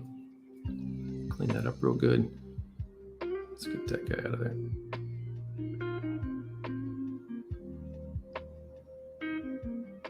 So there, I've got a little bit of just a tint to that panel. And it just kind of rotates around now. So now there's just a hint of a little dark edge there. You can see as I shrink back to kind of what you would see normally, that's kind of what you see with that. Yeah. So that's why the oils are so effective for this type of work. You can really manipulate it down to almost like literally 1% color. I actually think that's when the real power comes in, is when you go really super light. Dry that off real quick, okay. Mini Art Austin Armored Car, nice TJ. I saw that, is that the one that's on your Instagram, TJ? How are you, brother? I think it's a really cool little, is that the one with the big round wheels in the front? The old school armored car that you're doing? That you weren't sure on the color. TJ's like, I don't know about that color, man. I don't know, boys. What do you say? Oh, let me get this back up. Okay, Paul Dedeau, if you're still in there. Hot Dog Prince, how are you? Hello from Jacksonville, Florida. It's about the pre-order Tinker 1. Awesome. I'll be here in a few weeks, my friend. Excited about that. Get that show in the roll. Yeah, so what, well, I've got your attention there on that, because that was a nice segue. So what is happening in the production world out there and everything is we're running out of paper and glue in large. So we were trying to print like a dozen books in 2 groups, and the printer's trying to buy it in bulk and get all the material going. But because the way the supply chain is working right now on planet Earth, we're not getting all the material we want at the one time we want to do it all. So we're breaking them down. So what we had to do is get what was kind of almost done, get those shipped, and then we'll work on the next group, just because the supply shipments are coming in not in the way we want them to come in, and we can't control that, and I can't buy my way out of it. So it's an unfortunate side effect. It's not the end of the world. It's slowing us down a little bit, not a lot though, but it's just, that's why you saw the shift in the schedule and the book printing, by the way. Okay, Paul, I'm going to come back to you in a sec here. That's the 3D printed steam. Yeah. Oh, okay. That's different, because the Mini Art Austin is, I was thinking, wait a minute, that isn't that, but is that. I don't know. You're working on like 5 things at once, dude, because you got like a Sherman going on that. Okay. Yeah, the little steam wheel tank is pretty cool. Okay, so let me see if I can get this going. Let's just do it this way, since this is working for the camera.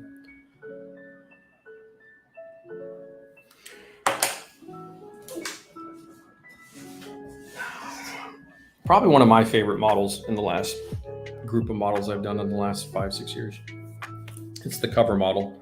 So Paul had asked a question last stream, and I did not catch it, and I did not answer it, so I apologize, but I can do that now.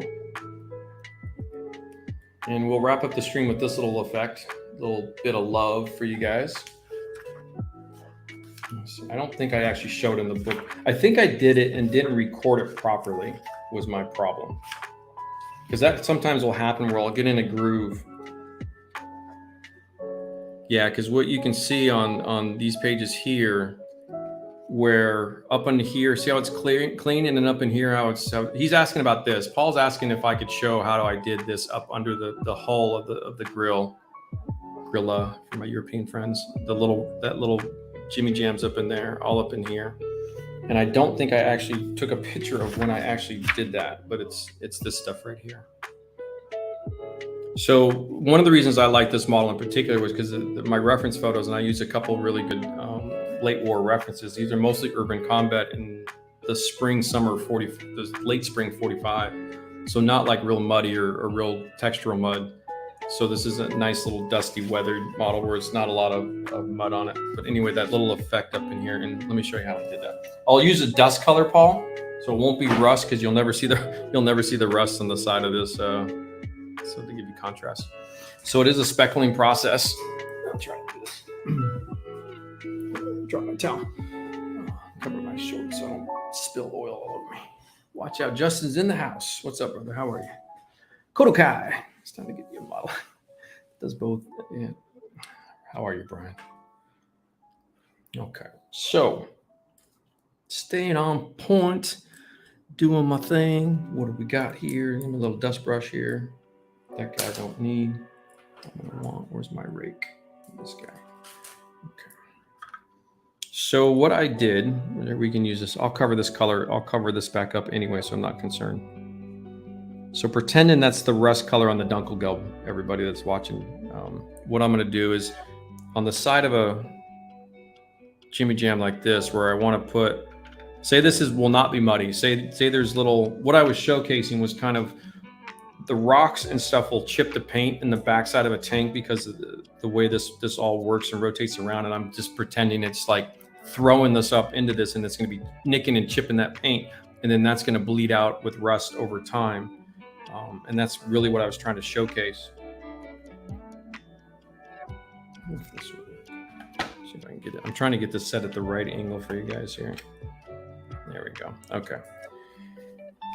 So with the speckling process, which is what I discussed in the book, I think I talk about it. I just don't have a good picture of it in terms of how I did it. But anyway, I'll use the dust color. So what I do, same thing with the speckling. Come in. Okay, I'm gonna need to go more opaque, just so you can see it. I might even use a little bit of white, just a black. This is kind of just showcasing with the black and white. So I throw the speckles down first. Now pretend that's a rust speckle, and pretend that's a rusty color. Let me just get some up in there so you can see. So that is, to use the speckling for my randomness is step one. And then what I do is come back in with my blender brush, a little bit of thinner on it. Even this guy's gonna get him nice and crispy sharp. There we go. That's my blender. Zoom back the other way. So same idea, and you can use this with mud. It works for mud and dust. It works for anything like this where you just throwing it up.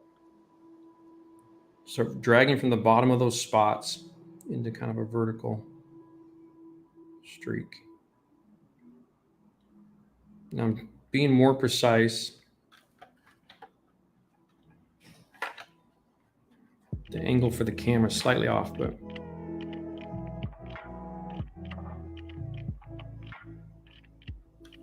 so what I'm doing here is just kind of getting the initial streaking down. So that would be a bleeding rust streak underneath those chips. What you do, go back to your paint, pick a little more color with a little bit of pop in that.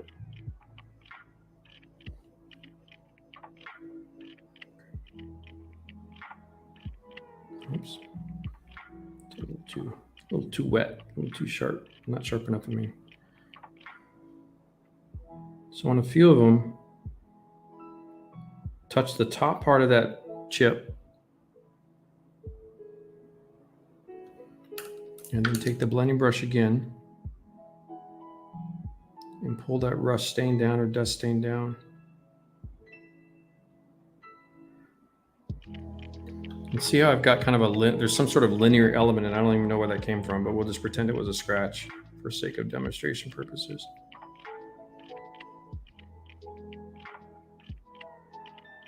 And if I was to go into the model knowing I was going to do this, I would probably work without the road wheels on it. So just as a pro tip, I'm doing this the hard way. I think on that model, the wheels are loose. I could take them on and off as needed, which is, left them on for photo purposes.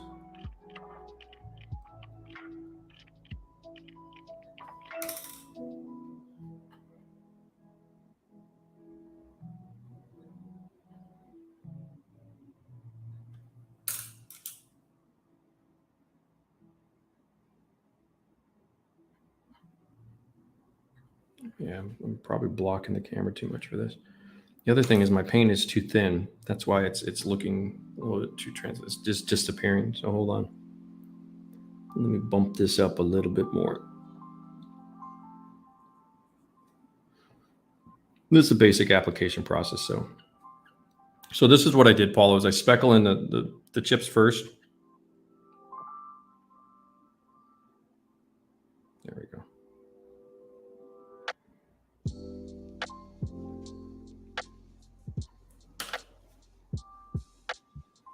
Now you can see it.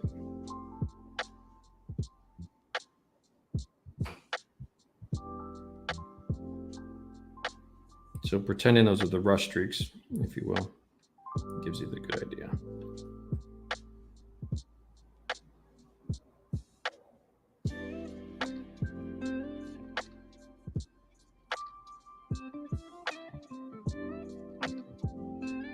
And it works a little bit with the rust conversation of a chipped little, rock chip or something. You just kind of build up that little rust spot there a little bit more.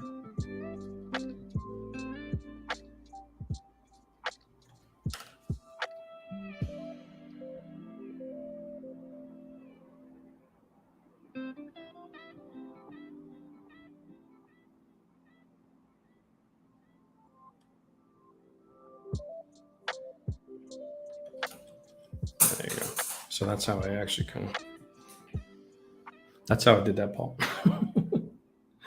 Yeah, it's a little, you need to clean this up down here. It's because the road wheels are all in the way. It's hard to get that brush in there.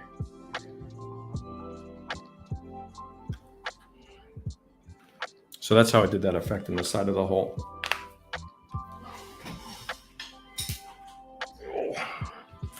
All right. Stream it on my console. Oh, sweet. Oh, what else we got on my little laptop? You're welcome, guys. Yeah, Timothy, anything? Yeah, any final questions here? I'm going to wrap it up. It's been 3 hours, so Brian, you're a little late, my friend, which is okay. You can go back and watch the rest of it. There's a lot going on. Lots of stuff. Oh, I'm just dropping everything.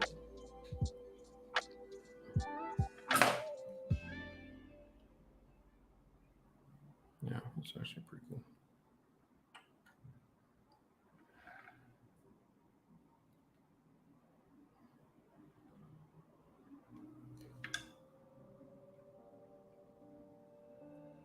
Yeah, it's a little bit slow going, but it's, you spend a couple hours on it, you get the arm done, spend a couple hours, get the leg done.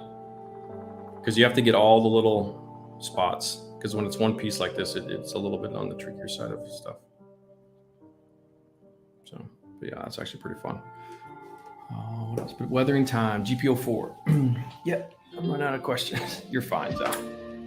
That means you're learning, my friend. That means you're ready for application. I think you're ready for your next model past the two that you've got. That's what that is. But yeah.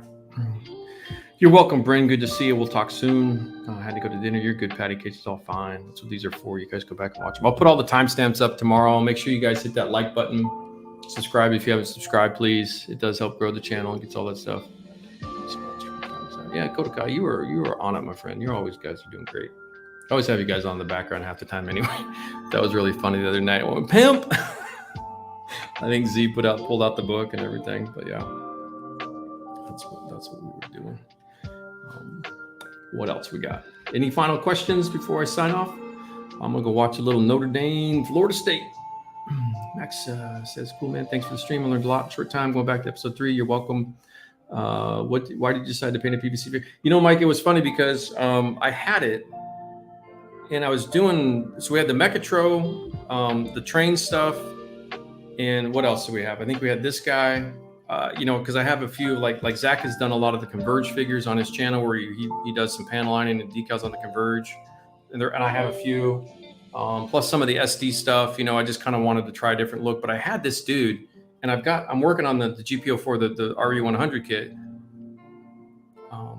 And I was like, let me just see if this works. It was kind of just like to test the principle of putting down the clear flat idea and then painting, working with and I've been wanting to do this, and I played with, it's kind of the diecast conversation. So I had done a dump truck, I think it was First Gear. It's a 1/34 scale. They do a lot of diecast world stuff, but they're all pre-painted, all construction equipment, all your dozers, your cranes. There's a whole world of pre-painted stuff, and this is just another version of that world, the toy PVC world, Mike. And that's kind of where I was going with it. Mechatro fits in that too a little bit, and then it goes into the conversation of playing with the colored plastics that I was talking about in the first few streams as well, in terms of what. So this is kind of the same vein of a colored plastic, where say this was, you could pretend this is just the HG model of something, the RG, I have the GP01 up there, the RG100. Up there, and then how would you just weather straight on the plastic? And then what happened was, I think you follow him too, maybe it's High Art Foundry Gunpla. I think Dalton, he's in LA, he's a Burbank guy. He took the 86, which is the anime series 86, and the little hover tank thing, and he weathered straight over the raw plastic, and that was like, what, I've got to just get this out. And that's where it all came from. You're welcome, Chris. Dennis, I thought this was great. You're welcome. Thanks so much. Thanks, you guys. Welcome, everybody. Good vibes. Have a great rest of your weekend. Anything else, you're welcome to always say me. Cheers, Mike. You're welcome, dog. Have a good Monday, good week. You're starting off. Thanks again. Always fun, Neil. You guys are awesome. Appreciate it. We'll see you Wednesday. Probably I'll announce the time. I'm going to maybe change up the time slot for Wednesday afternoon a little bit. We'll see. I would have to play with some stuff, my time zones, and see what's going on. This little dude's awesome, though. I love it. It's actually a lot of fun. Truth be told, this was a very, very therapeutic, lots of fun. So I've got the 2 arms left, and then there's a shield, and then we're calling it a day on this guy. But he's almost there. But I like kind of just trying to blending styles a little bit. It's the PVC has a texture, so I can't airbrush it and do stuff I want to do in my normal context. But at the same time, I could do a little bit of a miniature painting and some weathering and some OPR and kind of do a really cool vibe to it. That's kind of what I was doing. So. But anywho, everybody good? All right, I'm out of here. You guys all have a great rest of your weekend. Whatever you're doing, wherever you're at, be happy, healthy, and safe. Talk to you soon.